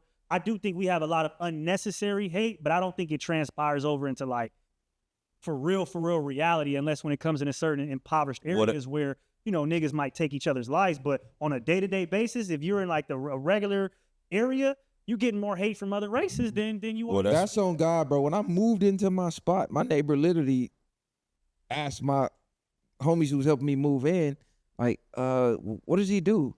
Did he pay cash for this? Like, how does he get afford this? Basically, asked him, was I a dope dealer? Yeah. Then the my other neighbor, his wife, they came over. We had like a little welcoming, you know, wanted to meet the neighbors and shit. She walking through the house. Oh yeah, you know, we looked at this one, we wanted this one, but we couldn't afford it. Like, was kind of mad that we could. I was like, how the fuck is your little black ass afford it and my old white ass couldn't? So I'll definitely pick up on undertones and everything you described. I just seen it and went through it this weekend. That's a real thing. That's what I say. I'm not oblivious or have not had my own experiences. They've just not been so much so that it's adversely affected me. What I will say, I just lost my train of thought real quick. Let me get it back. What I will say is people, when they do that, it goes back to what he said. You know, that shit is some insecure shit, whether it be your own people or not. When it comes from your own people, it just hurt. When it comes from other races, that, you know why it don't bother me? Because of what I know you're some haters. You hate because you ain't me. You hate me because you ain't me. See, I know where that's coming from. So why would I allow that to affect me? But when my own brother do that to me and we supposed to be on the same team, that shit bothers me. I think that hurts. Programmed to look at it in ourselves though than we are others. But that might come to this. That's so. What I'm saying is, if we say that, then like you just said, for the most part, it had been plenty of situations where you go to those restaurants, worry about them people looking at you. Then when 30 niggas come in, what do niggas think? Oh shit! All you hear these niggas finna come fuck it up, or niggas, you know what I mean? And now niggas will start. Niggas is guilty, nigga. That's why the same way a nigga can walk down the street and nigga be ready to press a nigga before a nigga ready to press these other races. I was about to allude to that. Because niggas is hating on, because niggas hate on niggas. Somebody turn the nigga counter on. Huh? Oh, right. I said somebody turn the nigga counter on. All right, so what I was saying, I said nigga 80 times for 2 sentences. so my thing is, that's the saying that the black man is literally the most hated man on God's green earth. It's either your own people don't like you or the others don't like you. That's a real thing. We're living it because, again, it's either you deal with the odd stares from others or you in your own community and they looking like they want to knock your head off. I'm gonna It's be real. tense. I'm gonna be real. I think it comes a lot of us being in impoverished areas, because when you go to certain other areas, you don't really get them receptions. When I go to other states, I don't get that feel from black people like I do out here. So we also got to keep in mind we in the land of the gangbang. I always consider that. I go to other states. Bro, Like, you I can just let my said- No, guard- but I go to high-end places too. Right. I get He it in just high-end said places. He went to Africa Oh. with other people, nigga, and they hated the nigga. Like, we just sat here and had a whole discussion about this lawyer, black lawyer, that went against his own kind for somebody else. That don't have no type of hatred in that. That's hate. Yeah, you know, Africa is suffering with xenophobia like a motherfucker right now, especially South Niggas is Africa. the biggest haters, Scub. I don't care. Especially South Niggas is Africa. the biggest haters, nigga. You might have a select few, nigga, but you go do something, go achieve something, become something. See how many of them niggas congratulated your ass. See how many of them niggas saluted you. See how many of them niggas, or you get the whispers behind the closed doors, or them niggas think they this, or this nigga think he that, or you could be a nigga that don't even got shit, but females like you. A nigga be ready to hate on you for that. Man. You want to talk about hate, redlining. That's another level of hate. They dropped a bomb on Black Wall Street for That's succeeding. super hate. That's another level of hate. You talking about denying bank loans, denying home loans, denying car loans, denying job applications. What level of hate is that? It's Fuck astronomical. a nigga When I worried came about to it. I agree with that. I agree with that. Not necessarily talking about that. Yeah. Yeah, I was speaking for more of a surface level, not necessarily. That's what I'm saying. We're not the biggest haters though. We A nigga ain't are, never though. redlined your shit. We are though, but niggas off each other. Yeah. niggas, Everybody Listen, off you each got other. something. I'm a That's guy. Well, yeah, niggas do red line for Yeah, first and yeah. 20th, nigga. You here? Yeah, niggas do it. Nigga, step over this corner, nigga, you getting smoked. Exactly. Yeah, Or quite literally. a nigga might be a nigga see you getting some money, nigga want to tax you. A nigga do certain things. So niggas do the same thing that they do, just on a smaller scale. Try to open a business in somebody's hood. Try Asians to do open a it. business. No. We Indians talking about do niggas. I'm talking about black people. And the nigga gonna come approach you. A nigga gonna come approach you before before they approach really any other race. understand street culture now, do you? No, Be black and go in a black hood, especially if it ain't yours, you're getting taxed if it's up and running. Mexicans tax the Mexicans though. Right. Yeah, I'm not We disagreeing. understand that they have a system though. They have more of a system of And they taxes. system, It's more of a they're gonna allow themselves. They're not taxing, even if they taxing the corn man or whoever else, any regular business. They have a system already set up. Niggas is gonna tax. What's the system, nigga? They You get can dress it taxed. up, but you No, going to yeah, a 50-year-old nigga nigga, get hey, I taxed. need, Well, I need 10% And on the the top. Italians, nigga, the or- mob, they tax what their he said business. is that community still get taken care of. They're exactly they're taxing you, and when their tax come, Okay. you're gonna be able to go to that community when you need them. Y'all They're not. If they making money off of this business, ain't nobody finna come fucking with that business. Quite depending on their system, because we making money, and if you fucking with them, you fucking with our money. And regardless, we're taxing you, and you're still getting the service to a degree. They can If make you've ever extortion been- sound nice. If you've it ever had the misfortune to go into prison, it's called a kitty. That's still a type of tax, but it's for the community or those who don't have it. So it is some BS. However, on the outside looking in, they still take care of their people. People, We just be over here maxing each other out. people hate on people, bro. I If you agree. ever had a I job, don't disagree. bro, you will see the type of hate that you get. from these other races dropping kites on you. Especially you work construction, nigga, so I know you know. I know firsthand. So Niggas I be trying to will get not you off that disagree. crew fast. Get that nigga off Quick, the crew. fast, in a hurry. It feel like you on the yard in construction. Man, Quite listen. literally, it's the same politics. So I don't disagree. I'm not saying what he's speaking to. I know specifically, and we know this. And it reason it resonates more again, even though they doing worse. It's like we already going through that. So why would you bring more crap to my doorstep? Like, why would I bring that to your doorstep? So you don't, the same way you don't want to disrespect your own, because you like, man, that's my people. I mean, you don't want to get it from your people. And it do piss you off more. That's why when you a traitor in any kind of faction, race or gang, when you're a traitor, yeah, off with thy head. You gonna get it worse than we'll do the enemy. No, it's the worst. Let me ask y'all this. Who's the #1 active rapper right now? What do you mean by active? Like, who's the #1 rapper right now? If you could just look at all the rappers in the game right now, that's alive, actively making music, who's #1? Without being biased, I mean, by the charts, it's Drake. Of course, we're not being biased. Well, by charts, yeah, it's Drake. If we were just going by for real, what the numbers say, We it's don't him. even just gotta go by numbers, just So by then it's what a you matter see. of opinion. And what I see, honestly, outside of just with my eyes and ears and algorithm and Not who outside, you like. that's what I'm saying. It would be Drake. Otherwise, I don't know who the hell is who, except for who I like. And I'm being blatant with And so rap is low key in a spot right now where it's not even like no hot artist. Like rap is not even charting right now. It's Besides bland. Drake, rap is not even charting. It seemed like Kendrick and Drake the only niggas who really can reach the charts. So is it time to salute Drake? And What the is that? Drake hate? What is that? What does that mean? That's all I'm saying. I'm with you. Is it time to salute Drake and stop the Drake hate? What does that mean? Ain't nobody hating on Drake. The whole point was I said I had a higher expectation of him when it came to his Quite album. literally. That was it. All That's this it. stuff, you literally sat here and said I listen to more Drake than you. So trying to make it deem like we hate Drake is crazy. Nah, Short hate Drake. Okay, Rod was hating short, Drake. Short not here. And Never Rap hated. said I some shit was said the- cool, but it don't matter, nigga. Rap is not even running music right now. Nah. Like yeah. so to say who's charting, it does not matter. Music is low key dead in general. I It's think across still. all genres. It's like, besides your like big pop artists, you feel me? Fucking Taylor Swift or somebody, right? Like those are the only people that are really garnering hella attention from the masses. I mean, everything is kind of stagnant. I don't think people have the energy to pay attention to fantasies at this point right now. If we really keeping it 100. Even Hold on, because this is a question I was gonna lead into.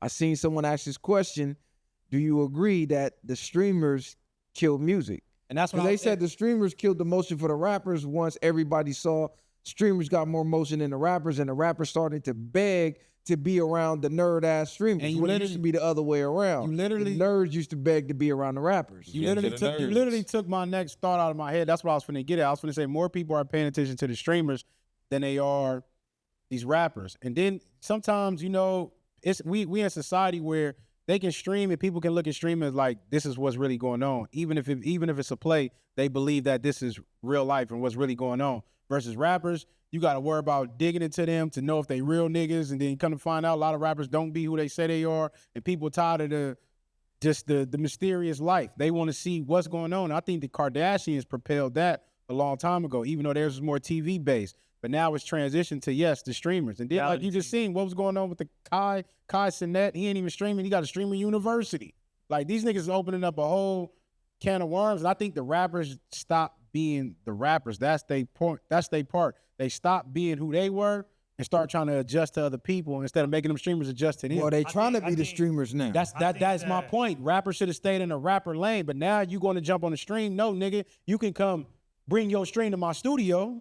You can come in my element. I don't need to come in your world. They making the rappers look like the little niggas. Yeah, I'm coming in your world now. Like, nah, as the rapper, nigga, I'm lit. You want to be lit? You can come over here. Other than that, them streamers would have just been goofies on the island. Nah, because they lit on I their don't own. blame the streamers. I blame the music industry for forcing young black kids who probably maybe would have went to rap to go to streaming. Because when this sector of the internet is giving me endorsements, is paying me money, I have autonomy to a certain degree.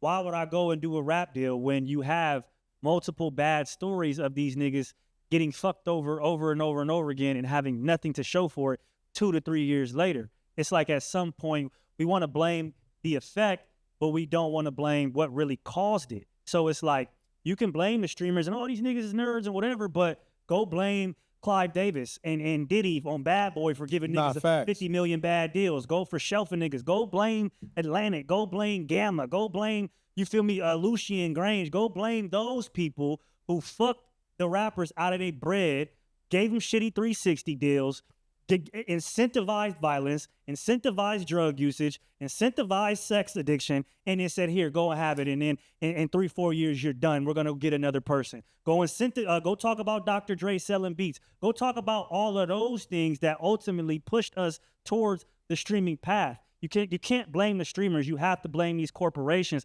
that fucked us over. And that's what you're seeing now is the fallout of that. So you have a whole, and then on top of that, hold on, in the internet era, it's not the same no more. So in my opinion, you might have had more niggas that was telling the truth back then, but it was just as many niggas lying. It's just now you get to see it. So the nigga that you thought was really out there with the blower and doing all that, he's a goofy. He's not really doing What it. a streamer coming to real life. Niggas, all that wool is pulled over. It's off niggas' eyes. We can see what's going on. And a lot of these niggas are just as nerdy as the fucking streamers.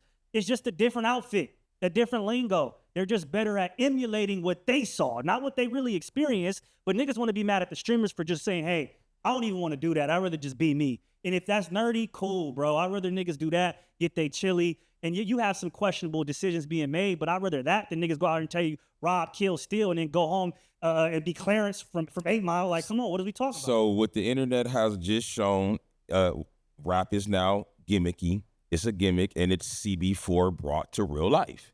Right. Like, that's what we living in. They made the movie. They foreshadowed. I mean, like you said, niggas been capping.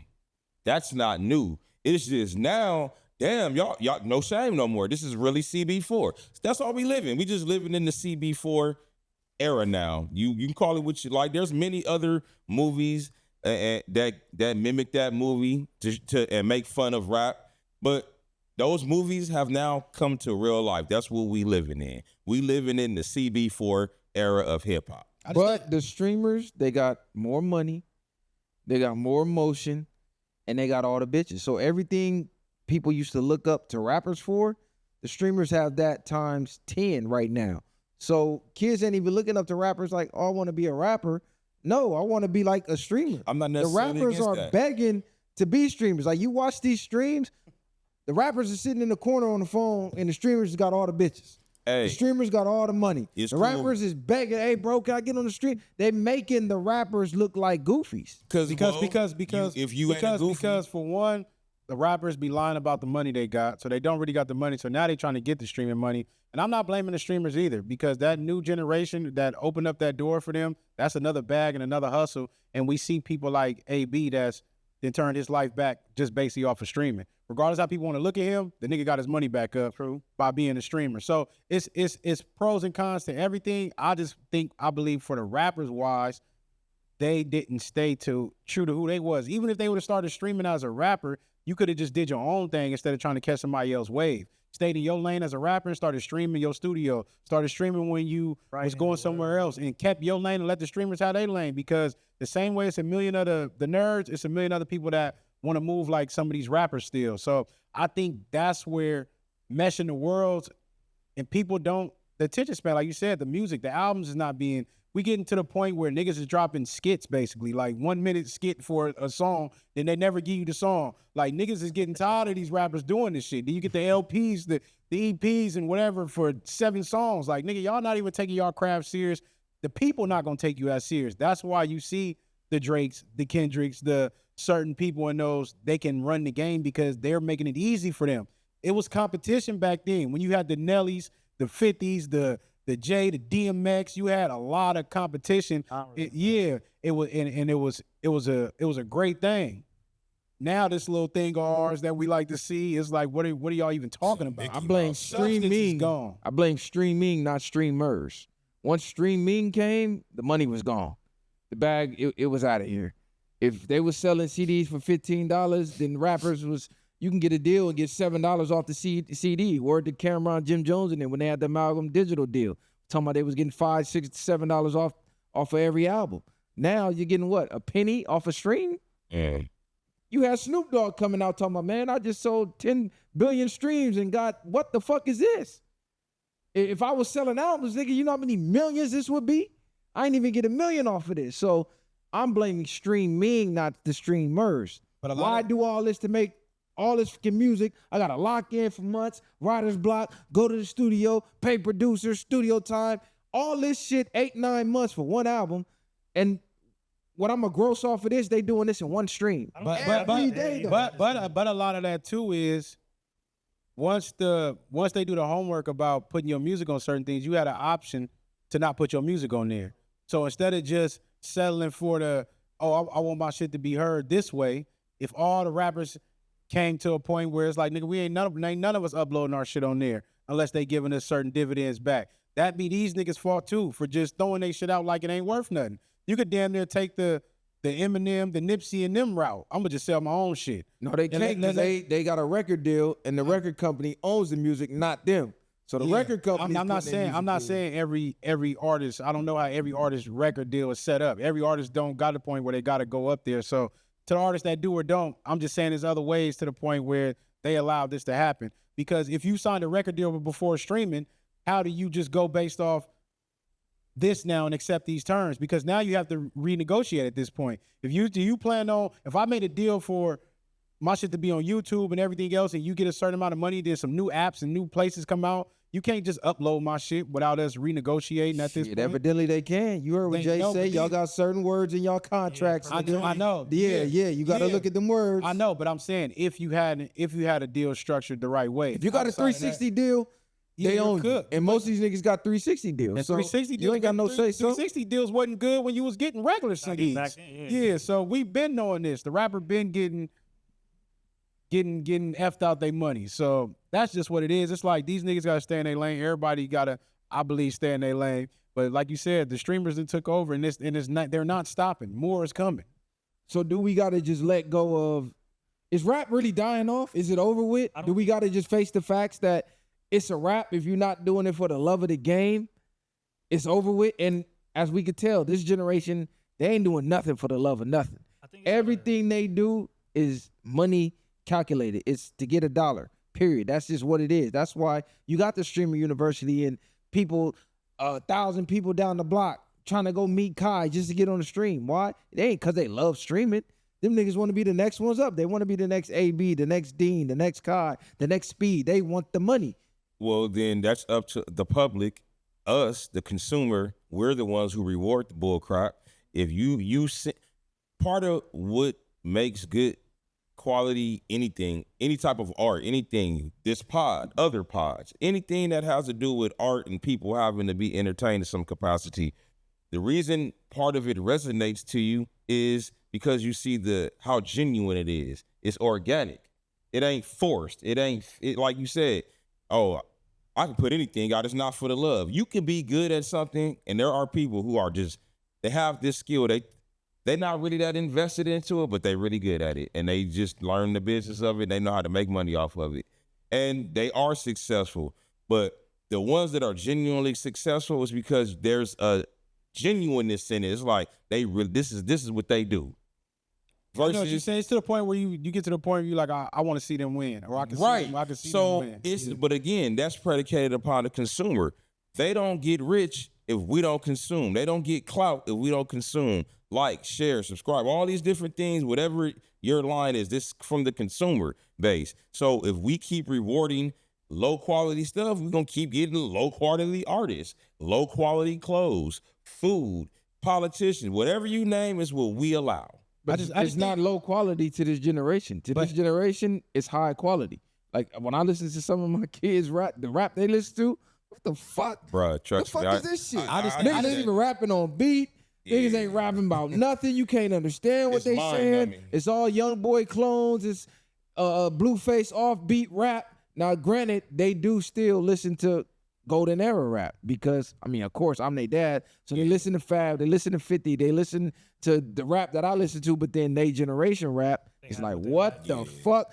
I feel like my parents now. What the fuck are y'all listening to? Man, a lot of that music It's even certain words and things that they use, and I think the newer artists for them is the same way it was for us when the adults, our moms used to tell us, turn that crap off. She didn't want to hear none of that shit. Or just other adults that was before us, they like, nigga, y'all music ain't fucking with us. They think when they got Tupac in them, they think that was the golden era. You know what I'm saying? So everything, just the world's gonna keep spinning and things gonna keep changing. I think it's something for everybody, and that's just how people gotta look at it. I just think it's a bigger, people deem it more. Like I say, as niggas, we gonna judge you, and we gonna have a lot to say about it. When you see these rappers go over here with these kids, it's like you sometimes some of you niggas look out of place. And I think that's just what it is. Like, you over here for whatever reasons, for financial gain or to keep yourself relevant because the music ain't doing it. And I think it's just like, you niggas look dumb. Yeah, but whatever. But yeah, for sure. You niggas look what dumb. I'm saying is people gonna do whatever works for them. And a lot of people, it's damn near that part. Yeah, but you get to a point like some people don't know when they don't want to hang it up. They don't know when to fold. You know what I'm saying? It's like you're not that no more. You had a good run. It was good. It's time to, like, you see Cameron and them, they transition. Like, even though you being a rapper, you always can dibble and dabble, but that being your solely own thing, they're not, that mystique you had is gone. You ain't getting the certain run that certain people got unless you putting out ESPN, a higher grade type of music. But I think media in general, like streaming, podcasting, YouTube, etc., however, the whatever media platform it is, I do think that's probably the next evolution of hip hop culture, right? Because I think you can all tie, maybe not every single streamer, right? But you can tie all these kinds of things back into hip hop culture because it comes from us. So I think this is just another evolution, another branch in our culture, on our tree. I don't think that I think rap is at a low point right now, but I only think it's because we haven't figured out how to mix it with the internet, like the blog era, for instance, which was that was to their advantage, right? You had Wiz Khalifa and other artists doing mixtapes, Mac Miller, a whole bunch of people dropping mixtapes, having their own websites, things of that nature, where we don't know what to do with it yet. And I think once the newer generation comes out, they'll be able to figure out a way to mix it nicely, and then I think it'll be back at a place where it's more digestible. But right now, it's growing pains. I don't think we've been able to really figure out how to integrate with the new internet and make rap still present. What we got to look forward to. No, but look, what rappers need to do, they need to take advantage of streaming because it's here. Just imagine if these rappers were showing their process of birthing songs that they make. If they was in the studio, we watched some of them things. Well, I used to watch them, Meek Mill and Lil Snoop in the studio rapping. Them was classic things. When you watch old Lil Wayne in the booth, why you think Rap City the booth was so big? And they only had a moment where they was freestyling. We got to see them in that element. Now at this point, rappers have to damn near be streaming while they're making a song. Imagine rappers being in the studio together. You watch them make a song from scratch, and then they make a banger, and then people felt like they was there when they made that banger, and it dropped and hit the charts. I think that'd be cool for us. I think the younger generation don't give a fuck about that because they're doing too much crazy shit on these streams. The dopamine is through the roof. That's why they doing all the gay shit and the fake fights, the fake shootouts. Every stream, it got to be more extreme than the last stream. Everything is competitive. They having the Mr. Beast got niggas sleeping in the motherfucking grocery store. Hey, how many days can you sleep here for 100,000 a day? Like some off the wall shit. This nigga dropping cars off skyscrapers. So that the show they we would love that type of shit. I would love to sit back, watch niggas create and make that was our generation. We came up on that. Beast is the devil. These niggas they watch. But what I mean is, I haven't really seen too much of Mr. Beast. Nothing for me. Now he has of course he's one of the biggest dudes, probably the most global when it comes to that internet space. But a lot of these things I'm saying is something for everybody. Everybody's not going to put their attention on that. I don't even know I've seen a couple clips of these streamers, but I've never watched the whole stream in my life. I've never watched niggas stream. I can't do it. I might watch a funny clip that's going viral, but I'm not finna sit there and just be watching niggas stream.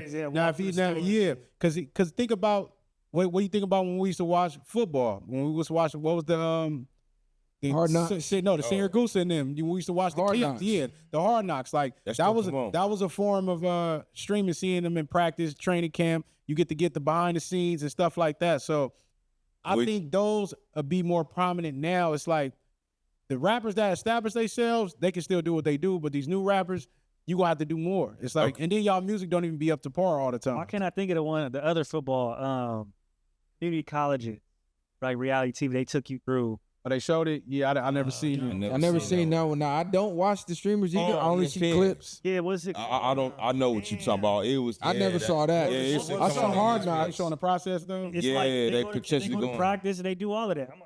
Yeah, I only ever saw ESPN Hard Knocks. So let me ask you Or guys HBO. this. You would agree that today's era of people are socially awkward, right? Like they don't have no social skills. For the most I part. mean, for the most And part, so- because you look at clubs, what they be doing like Oh, this. last chance you. I'm sorry. So I know y'all seen that. I attribute a lot of this social awkwardness to what we're getting. You have a lot of socially awkward people, and in this everybody gets a trophy era, they're shining. We gotta everybody get a trophy era. So no matter how stupid this is, like you said, you be listening to these rappers like, what are you talking about? Hey, everybody get a trophy, man. This is cool, bro, because it's somewhere I can relate to that. To them, it really is cool. Because today's youth, they socially awkward. They can't hold a conversation. Have you ever just tried to talk to somebody like 30 years and younger? Right. About just even casual, like really just try to hold a dialogue with them. They can't. They are instant microwave type of people. And that's the type of entertainment we're getting. It's because man, listen to the artists today. They're socially awkward. Most of the music that I listen to my kids listen to, that shit is depressing. Yeah, but That's what I'm saying. If you look at where the younger crowd, because the younger crowd is always going to be the engine behind pushing the generations forward for the next generation. Because we already complacent, stuck in our ways of what we want to see. So it's a gap between what we enjoy and what they enjoy. Because I try to Callie's point earlier, I try to be in the know of what's going on. Not even necessarily because I care about it. I just want to be in the know because I do content. So I'm looking at the shit that they watching like, God damn, what the fuck is this? I would never watch this shit, but they are loving it, getting millions and millions and millions of views. To me, I'm like, they would never watch the shit I care about watching. Man. yeah, but to me, I think it's to a point where it's the times we in, and most people are living in the metaverse. You can go to certain places and you just see people and the camera stands up, and I'm like, when I first got out of prison, I was looking around. I'm like, what the fuck? Like, what's really going on? Like, niggas pulling out phones. Everything is done for the phone to upload to the net, to the universe.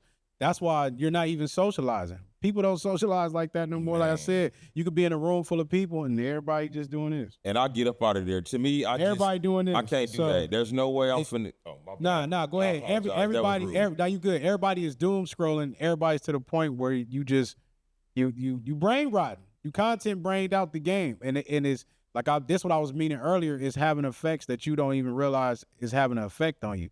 So should this be the easiest generation to succeed in? I don't think Given the fact that everybody is quote unquote brain I rotted. think that's a misconception because you still have diamonds that come out of the rough, right? Like everybody thinks they could be Dean or Kai until they try. Fact. You know what I mean? So we can all sit up and, these niggas ain't really doing nothing, but then go try and do it. It's not easy to garner the attention of millions of people in any on a era. daily basis. It's just not. Yeah. So people do have whatever it is. It is a mix of obviously the times because that is what propels whatever the new thing is to the top. But you have to be a winner in that sector to rise to the top, and not everybody's going to win. So I don't like to just say it's just easy to get a dub in this generation because it's a lot of niggas that's talking to one person. You know what I mean? It's not making it. You saw a dude he got caught. He got caught botting. Yeah, I know what you're talking about. What was his name? Damn, you talking about The white boy. He got caught botting. It was like his shit dropped by like 40,000. Damn. streamer, right? Yeah, streamer. Then I seen another streamer crashing out.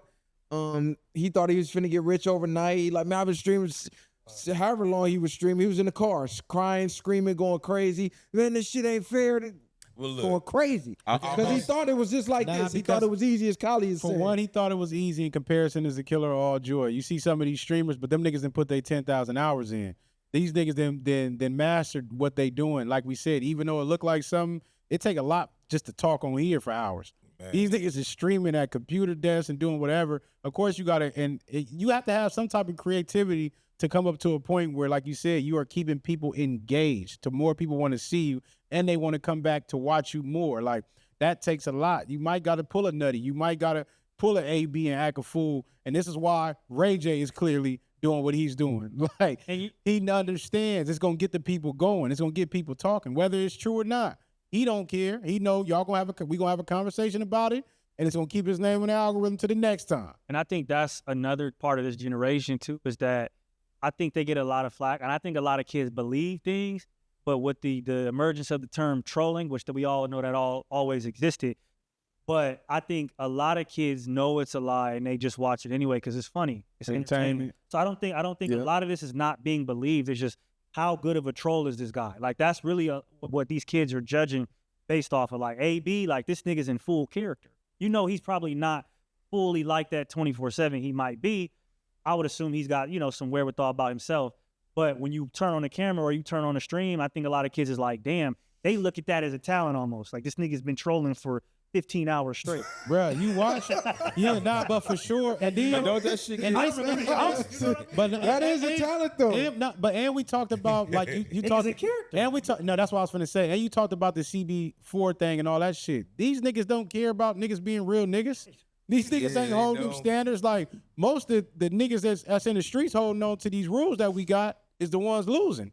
And then they end up adapting. And you get people like 6ix9ine that was the biggest one out there, and he's still able to be successful in this space. They don't care about none of that. These kids will look past any flaws or anything that you deem as something. That's why you can see a Caleb Williams on the cover or something. Like, he couldn't do that back in the 90s. You couldn't do that in the early 2000s and think you was something. Like, the niggas that was LGBTQ or whatever, nigga, it was 1 in a million. Them niggas was hiding under rocks. Like, that's a fact. No, for sure. You knew that one punk at school that hung with all the females. That's true. Other than that, it wasn't many of them. They wasn't flamboyant and open. So now you got all this going on. It's like they don't care. There is no rules for this. You get in that internet space, for them, it's no rules. So are you a fool for coming to the internet trying to be real? Because I had to really sit and think about this.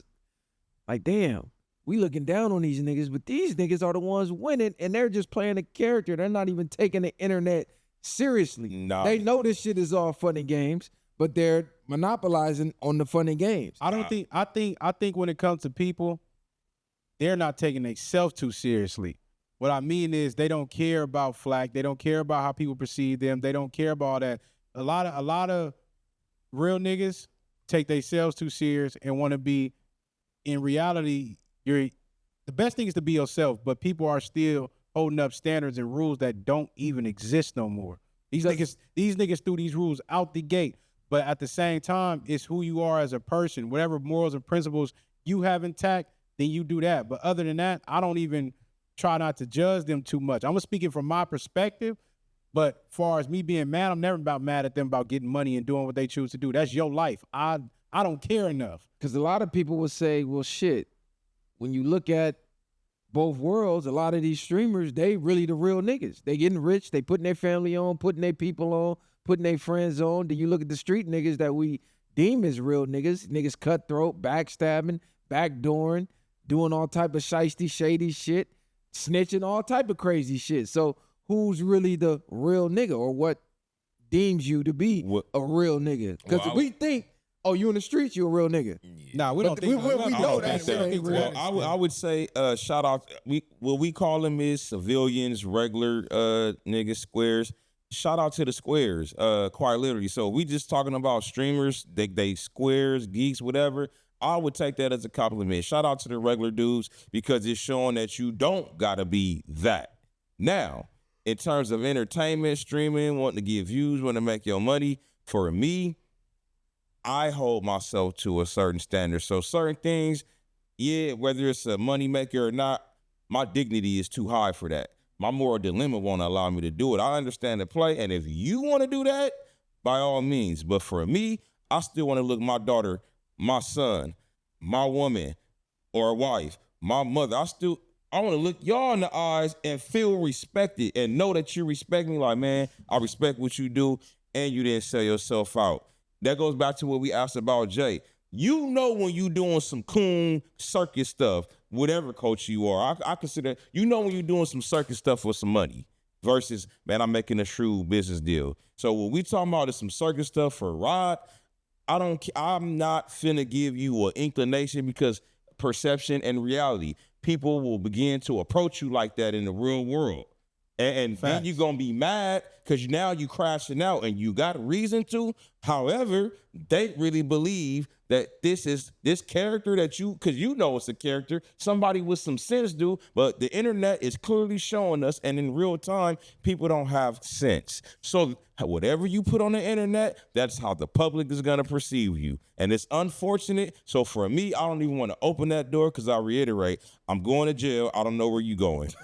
Yeah, but what's Is that ego though? Nah, that's not ego. That's Because real the world is a stage, right? Nah, but what On and off camera. it's not ego, because if that's the case, we should never be mad at, because we say these niggas is characters, but they're not in movie scripts. They're not doing. But this. they are in movie scripts, because the internet is literally entertainment. I When know. the world, if the world is a stage, we all play in I a know. movie script. If the world is a stage, then everybody's a character in Exactly. every facet of life. Now, whatever character you choose to play, I guess, is on you at that point. But what I'm saying is, if that's the case, then niggas shouldn't be mad at none of the LGBT stuff, none of that video game stuff, because he was a character. You shouldn't be mad at these niggas that done put dresses on. Niggas shouldn't be mad at Young Thug and them because he decided to play the character of a rat. None of you shouldn't be mad at nothing at this point then. And that's the point of what Rod is I'm not saying. saying you shouldn't be mad, because you could not but- like the character he's playing. I know you could not. I don't have to like your character. You don't like the character. I watch but- a movie and I hate niggas in the movie. I understand it, but you're not gonna take it as personal as a character that did something to you in real life, or a character. I was just a character, nigga. You should have been a better character, nigga. I don't think we taking none of I this know. shit personal. I'm not saying but we look at things like we can say it's character, but then we can say, oh, you programming them. Well, they just are they characters. Now they programming you to be a character that you don't even know you playing. It's the Truman Show for real. And then now they back watching you, and you looking crazy. Or even down the line, you might be disgusted with yourself. Like, damn, I was doing all that, like just for some monetary gain, money that a nigga not ever. But that's what I asked, is that ego, because you only really discussed it because you want to be able to look your homies in the face and know they still respect you. Now, what if they looked you in your face? I want to be able to look at myself. after you did this shit, start with so. and they still respected you? Well, but it's to my point earlier, right? Nah. About certain niggas. Because I know y'all mentality. I know what I'm. Yeah, nah, you got me. Don't try to play that. Don't gaslight me. Don't play with me. So niggas want the validation. No, Do you want the millions of the validation? Respect. Damn some validation. Respect me. Because you not finna approach me like no clown because I play the clown. Because in real life, we going to find out how I clown. And you know what I'm talking about. And anybody, you know. It's kind of like Mike F said on this one of his stand-ups. He said, man, you know what I hate? I be out at the airport and motherfucker come up to me talking about, say something funny. Nigga, right now, nigga? Yeah. Right now in the airport, right now. That's how the world get at you. Especially when you are you famous, you got clout. You've seen TMZ, the shows, the celebrity shows, where you quite literally seen that clip where Nip took the phone and said, let me take your picture. Right. Let me take your picture. Oh, you Nip, you the rapper. And what did he tell him? Nah, I'm from what? He said, nah, I'm not. He said, I'm a Crip first. Yeah, he said, I'm from Roll, and he said his hood. So again, we've seen real life moments, and I'm alluding to that. The they don't know perception. You should name this episode "Perception Reality." That's what this is really about, and we cannot control that, but I can control what I project out onto the world. But back to my point about, the rap industry and people being in the industry that caps, those were characters as well. So I think each generation has their characters. It's just y'all like the characters y'all liked. And now that there's new characters and new shows, the older niggas just don't like it. That's really all it is. But older niggas got bamboozled. The niggas before y'all got bamboozled. Niggas was shooting up heroin, trying to be Ray Charles. Niggas got bamboozled.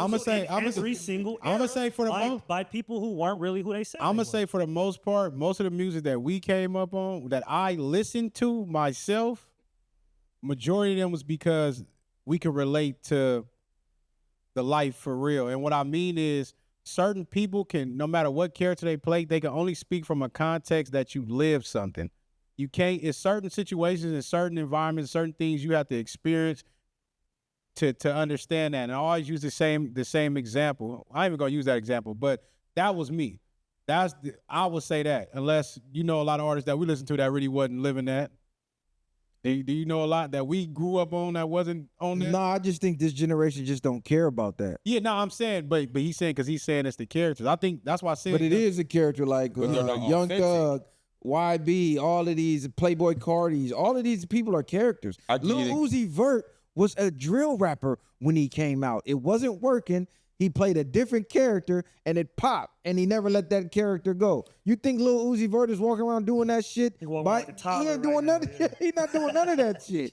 So All then- these niggas are playing characters. So But- now to their benefit. let me ask y'all let me ask y'all one question, right? Because we'll say things like, because you can wake up and define yourself and who you want to be today, and people will still hold on to who you was 5-10 years ago. Are you still the same person? Right? How long do you have to play a character before the world perceives that's you now? This is really him. Or how many situations do you have to deal with? Because for the most part, a lot of these niggas in whatever space are not doing the same thing they was doing 10 years ago. A lot of these niggas came in a certain way and they gradually grew. So can people actually grow? Or how long does it take for you to say, that's him now? Adapt or die. You gotta adapt. It's So adapt are- or die. so- You gotta grow. You gotta adapt, because the only thing guaranteed in the world, or the only thing constant in the world, is change. So if you're not adapting with the change, you're getting left in the dust. Let me ask you a question. Go ahead. I believe everyone has a character. We're all characters. Now, if you're familiar with a caricature, that's an embellishment of oneself. So, an artist, what hip hop or acting gives you a chance to do is embellish a character.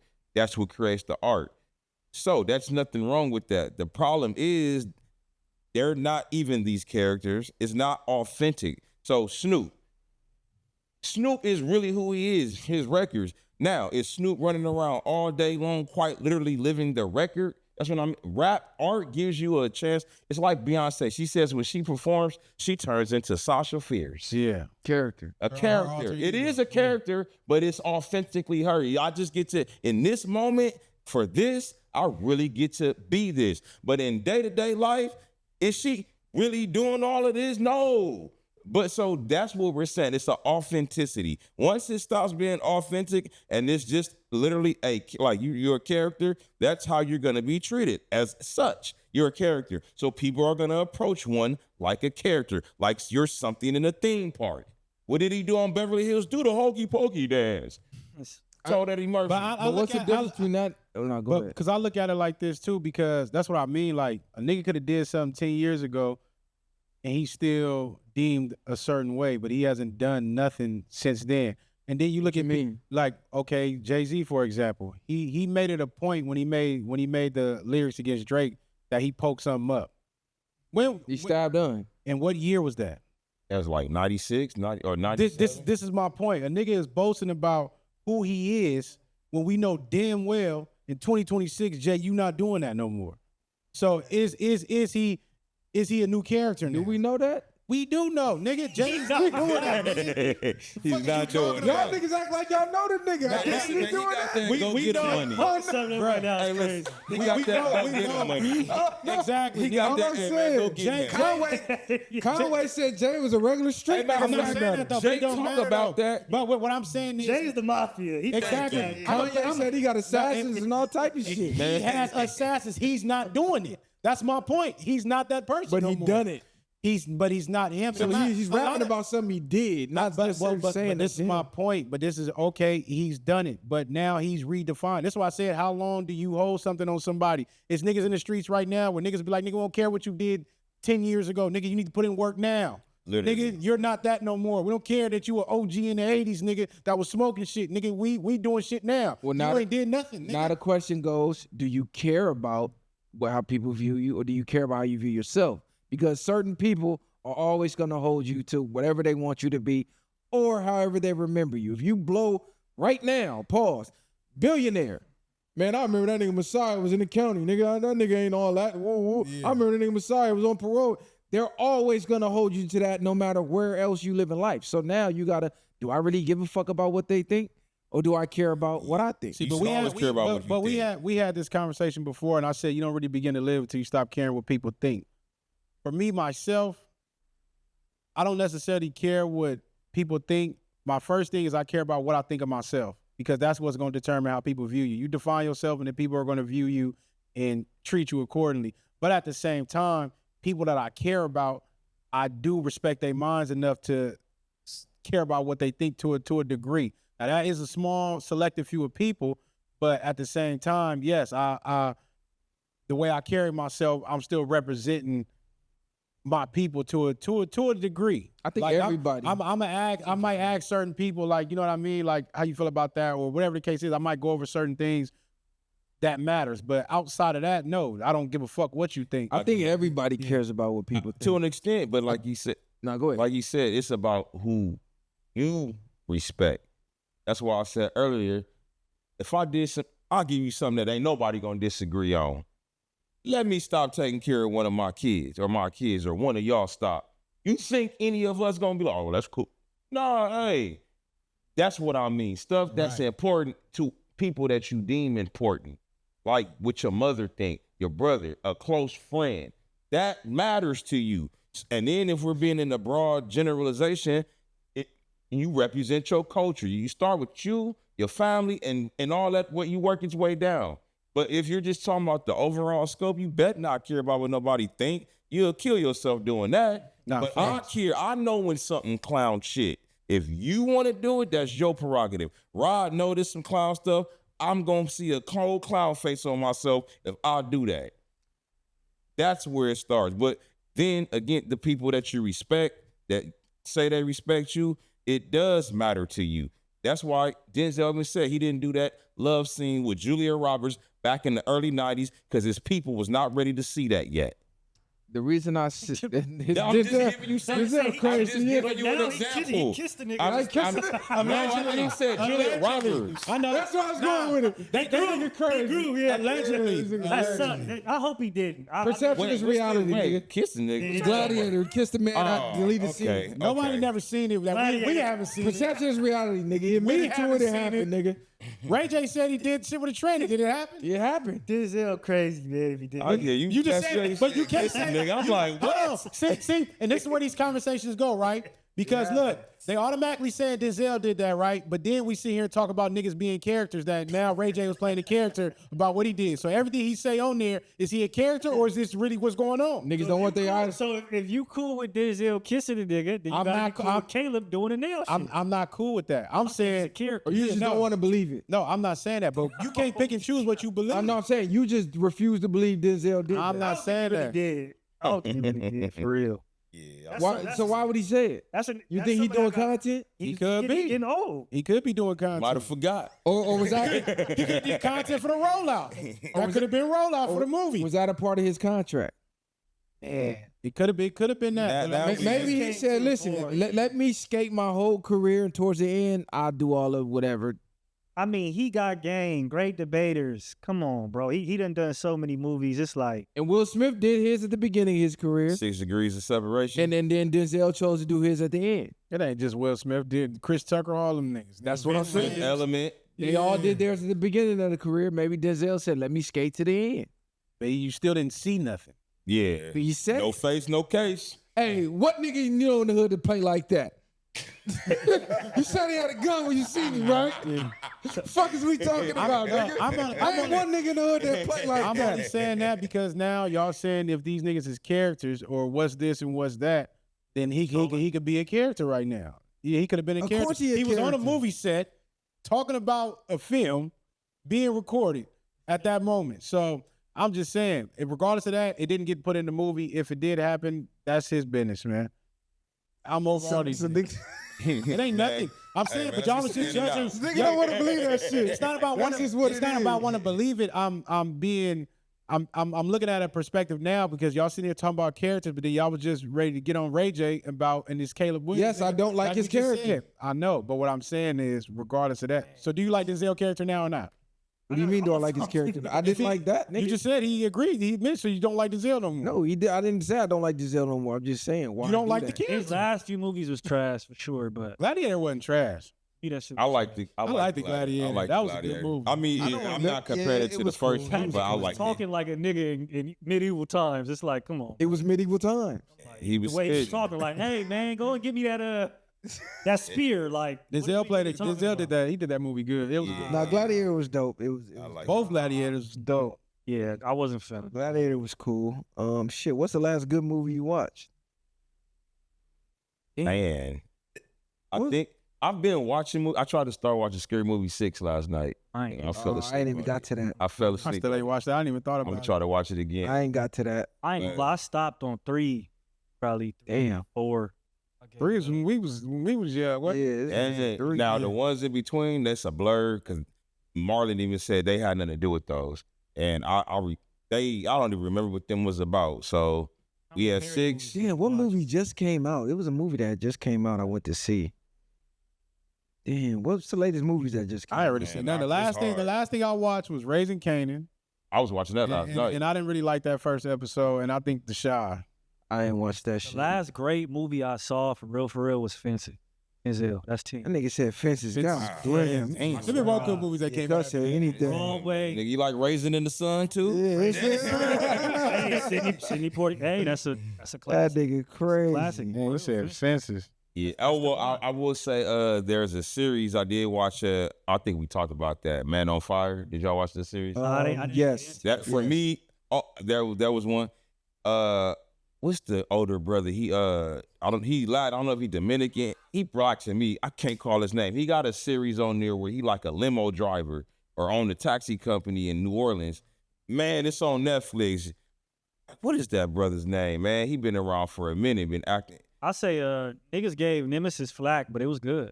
I looked at him season 2. Nah, Nemesis was too. Nemesis was cool. Hold on. Nemesis. Yeah. And what was that? Damn. What was the show that was acting like the LA niggas? That's Nemesis? Yeah, That that's shit was Nemesis. trash. Then man. ain't nobody betting on the Clippers like. Nemesis is cool, but the Crip they did him so bad. Get a real Crip. All So it these wasn't Crips. police. So the authenticity. Get- That's what you're looking Bro, for. that was the equivalent of them hiring all these UK niggas to play LA niggas. I hate that. Nah, they just made the Crip. They tried to make That him shit like was he a complete disgusting. goofy. It was Like he was just the dumbest nigga. Y'all could have went and got any game. I wanted the bad guy, whatever. I was glad he got away. Me too. I wanted him to get away the whole season. I didn't fuck with the cop. Nigga in all Gucci and ones as a cop. Like, come on, that was fake. Fake street nigga. Yeah, that was fake. He was too overzealous about how he was coming in and breaking down the baby's wall and doing all that. Like, get this nigga up out of here. He was. I didn't fuck with the son either. I'm gonna keep it 100. The son was a buster. I did Super not fuck with buster. the son. I did not fuck with the son. Well, what y'all expected that nigga? That nigga was a good boy, a hooper. I'm just saying the way he was crying and shit though. He wasn't Nightmare. What the nigga? He wasn't. The grandpa was trying to turn him out. That's what I'm saying. He was cold. He was with the shit. But the son was just too like, come on, bro. You know your dad a cop. You know what he signed up for, man. That's how I felt about it. Like, Oh, his son, yeah. you want to be in it. Yeah, I know that cut was getting on my nerves. You just like granddad. Nah, Bitch bitch Ass up. Even though him being him, but Cuz did do some bullshit. Like Lame he as hell. leaving Cuz like, nigga, you been missing all this nigga games. You been doing everything. And one day y'all go out there, you running after this nigga. Like gosh, Told that nigga catch an Uber home. yeah, left that nigga on. Oh, so y'all said, so have you watched the first episode of Pacing? Nah, I ain't seen that shit. You have you? What? I Have you watched did. the first- They knocked glue off. I'm like, Hey man, what is This that? nigga crazy. He just said I watched it last night. I watched it last night. I They did. These niggas don't even watch it. Yeah, I don't watch Oh, you don't watch it? This nigga don't either. Talking about I didn't. Are you gonna watch it? I was. Power, and that was it. Well, it's only on episode Look, he's talking about 2 right eventually. This nigga's not gonna watch it. When I had time. I now. seen But the it way the episode. show started off was cold. Yeah, I mean, I believe it alone. man. Decent production as well. Hell Nah. no. Huh? I feel like they took, and it was crazy because like certain scenes, Tubi shit. we already talked about that. The fake, his scene was a fake set it off scene. The robbery scene was a fake Heat scene. If y'all seen the Oh movie, yeah, that's they the movie. literally copied the exact same thing in L.A. I'm just like, Hey, this that's shit the is first crazy. movie came to Blast mind. out the window. He see him next to him. Nah, when he didn't when he didn't down his pops when they had the bags. That's they what I'm robbed- saying. It yeah. started when dude Stroh, he turned Yeah. over. He see the cops. He That's just literally what happened yeah, in he Heat. started. Yeah. Let me ask y'all niggas a question. Me and him just debating this, right? Was Tony Montana out of line for knocking off his right-hand man for trying to marry his sister. Yeah. To me, Tony was a weirdo. He had some weird infinity for his sister. He wanted his sister, and off rip, a nigga like that is a weirdo. Speak to this to me though. Why was he out of line? Because why would you? What did he do to disrespect the sister? No, I want you to tell me why he was out of line. Because you took your right hand man life for no other reason than you wanted to fuck your sister. Let's keep it 100.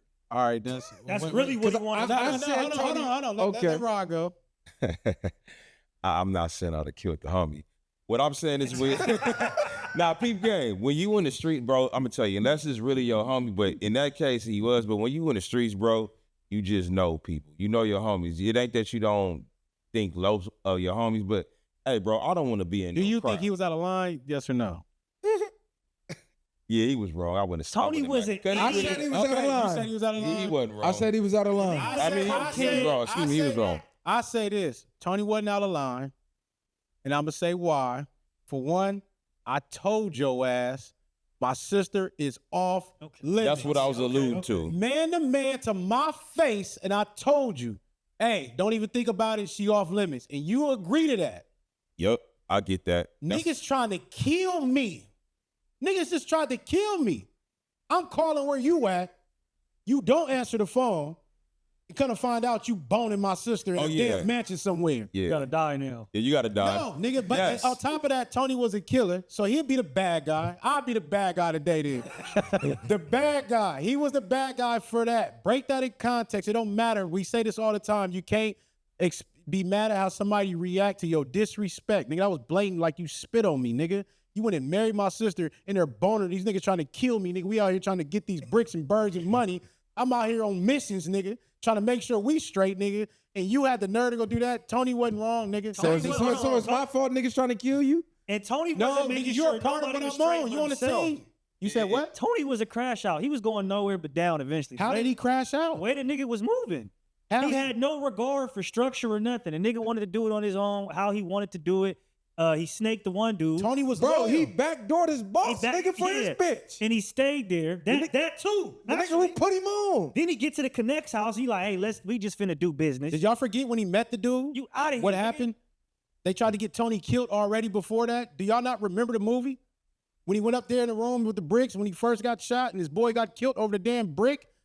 That Nigga, they tried to get him killed from the jump. What is y'all talking about? He never, and he stayed loyal to the nigga when he went to go meet him. That's why he went to go meet him himself.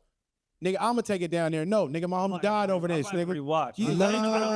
I'm talking about the one who put him on. They didn't try to kill him. Yeah. He didn't try to off him till Tony backstabbed him. What are you talking about? That's not the same. In the beginning when he go up to the apartment, that's not the same person. It's not. That other nigga too. I'm talking about the one he took the white bitch from. Yeah, he took the white bitch. He snaked him. How did he snake him? Cause nigga, I'm finna put you on. I'm getting you bricks. I'm putting you in the game, nigga. I'm bringing you around my people, around me. I'm putting you in these spots with these high profile. You take my bitch? He didn't take his bitch yet, for one. For two, his bitch was choosing. He chose. For one, his bitch was choosing. That's on her. But for two, Tony didn't do that. Tony was making moves on the side. He said, I never snaked you. I made my own moves, but I never crossed you. And then the nigga tried to get him killed, played stupid. And Tony had his boy call. This is how he knew. This was the last chance he gave him. Oh, hey, call at 3 o'clock. And say, basically told him what to say. The nigga lied straight to his face. Nigga, you fucking snake. Nigga, you ain't shit, nigga. You just tried to get me wet up in the club, nigga. Fuck is you talking about, nigga? You about to die, nigga, and I'm taking your bitch, nigga, yes. Nigga, No, but he's out of pocket. He wasn't out of gunning pocket. his right. You didn't fight him. You didn't cut him off. You gunned him down for marrying your sister. Not like he slutted her out. Not like he did her dirty like some random bot. He fell in love with your sister. And it's your right hand. So y'all believe in man. love at first sight? The nigga just met her. Yes, nigga, he was in love at first sight. He was. It don't matter. I told you she's off limits. I know you, nigga. Even when we was out in Miami, nigga, I almost got smoked because you was worrying about the bitches. Nigga. So he just got a dick discipline problem. Yeah, So exactly. Yeah, Nigga, you nigga know. Hey, And then, look, my sister down there probably a virgin, He said, "This is the only thing I got pure left, nigga. Leave my sister alone." That's the problem. That's that weird shit. No, it's not weird. Nigga, fuck is you talking about? It's weird when I tell you leave. It don't even matter why. My why factor don't matter. My sister is not for you. You're not. Says who? Who the fuck are you to say who Me, your sister nigga, for? because you- she thinks she for me. That's what I'm saying. Like She don't he think doesn't nothing. have, She don't think nothing, nigga. She was about to get. She thinks she's about for to get me. hit in the bathroom, nigga. She wasn't in love with this nigga. She just was about to get banged in the bathroom, nigga. Off of drugs. Fuck is you talking about? I disagree. I think She was a slut. he was. so what so the you- fuck was he protecting? So what are you for? mad for? If she's a slut, how is she because I pure? know you're a whore, nigga. No, you're not marrying my sister. You're not gonna stay long enough, nigga. You're not gonna put my sister through more shit. He would have been there if he wouldn't have chipped him. He wouldn't have been there. So I can't put her through nothing but a random dude on the street can. why you have to snake me though? That's I'ma not tell you snake. Why why. did you have to snake Listen, me? it's too Why did you have to tell me I'm not good enough for your sister? No, you're not. No. I'm gonna tell you why a lot of people don't do that. Hey, I know how to separate, but we talking about human nature.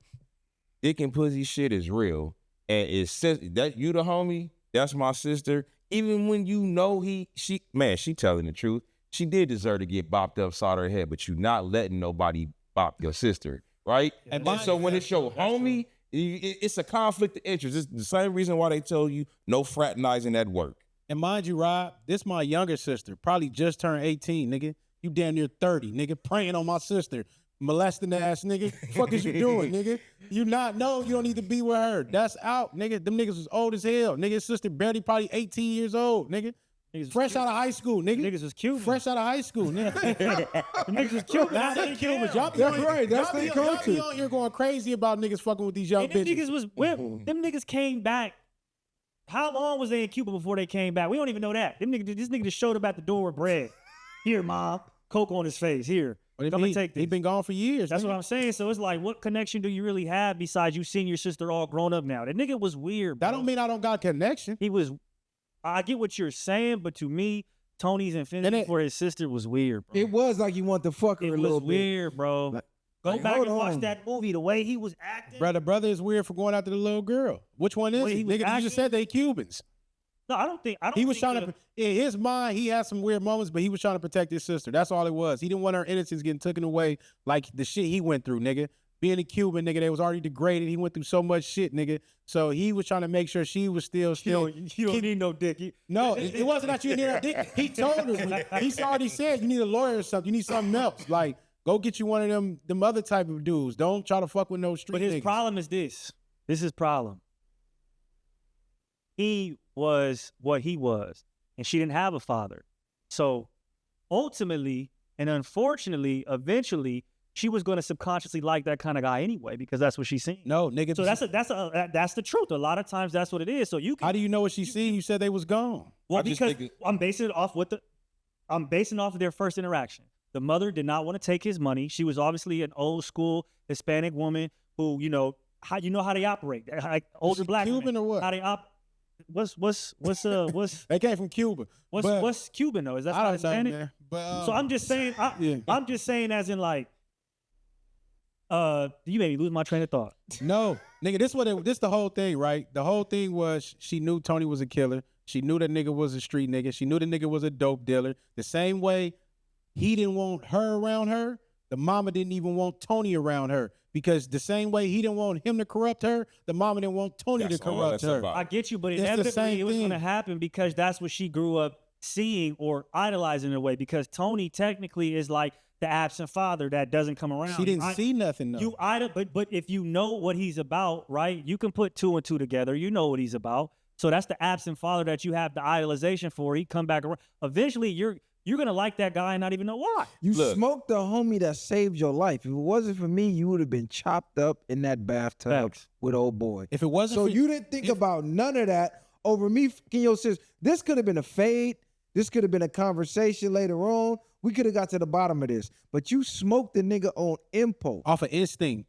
He was a killer. Off of Stuff- impulse, instinct. emotional. Off of instinct. But regardless of that, you trying to make a point. The whole point was I wouldn't even have got shot and the homie would still be alive today, nigga, if he wasn't out there fraternizing with them bitches, nigga, on the side of Miami Strip. Essentially, it's your fault the homie got killed, nigga. You have to come in there I can't and guns blazing. disagree with it. That's what I'm saying. From the street aspect, I know what you mean. That's why why you're able to when our daughters and nieces and sisters be bringing certain dudes around, you know why you know what it is? Because either you been that or you know something like that. So you like, get away from Walker, I know it. So you, it's nigga. not that, and ain't, if in reality, ain't nothing wrong with the homie, but you're like, homie, man, you act like me, nigga. And again, it's a conflict of interest. If it's a nigga get out of line, me and you just take this nigga out, whatever, be done with it. But now it's the homie. Right, he had a whole conversation with the nigga and said, you love the women too much, nigga. That's all you care about. Like, nigga, first we get the money. He got slapped in Miami for being a pervert, talking about, hey, this what you do. With your tongue, yeah. Yeah, did all that dumbass shit. Everywhere he was at, nigga, that's all he cared about was the bitches, nigga. I just with you 5 minutes and you talking about you in love with my sister, nigga. You just chased every bitch around here. Like, look at this dumbass nigga. No, nigga. Yeah, you gonna chain her. You're gonna be a problem anyway. I might have to kill you anyway. Exactly.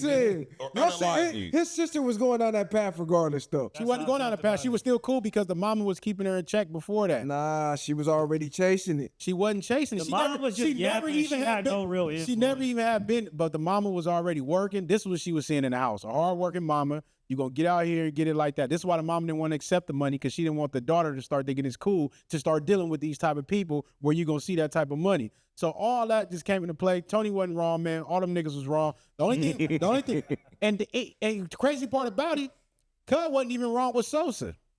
But he should have never accepted. He told them niggas, no women, no kids. Y'all talking about a nigga moral compass, nigga. He blew the nigga brains out for trying to kill them little kids.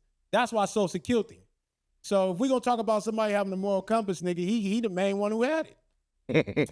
You justified. Y'all let us know, man. Who was right and who was wrong, man. Let us know, man. This nigga going crazy for it. Tony, my God, man. Y'all share, like, subscribe to the channel, man. We be back at y'all with another one. This ain't that other one. I'm still jet lagged a little bit, but far way or no way, man. Bang.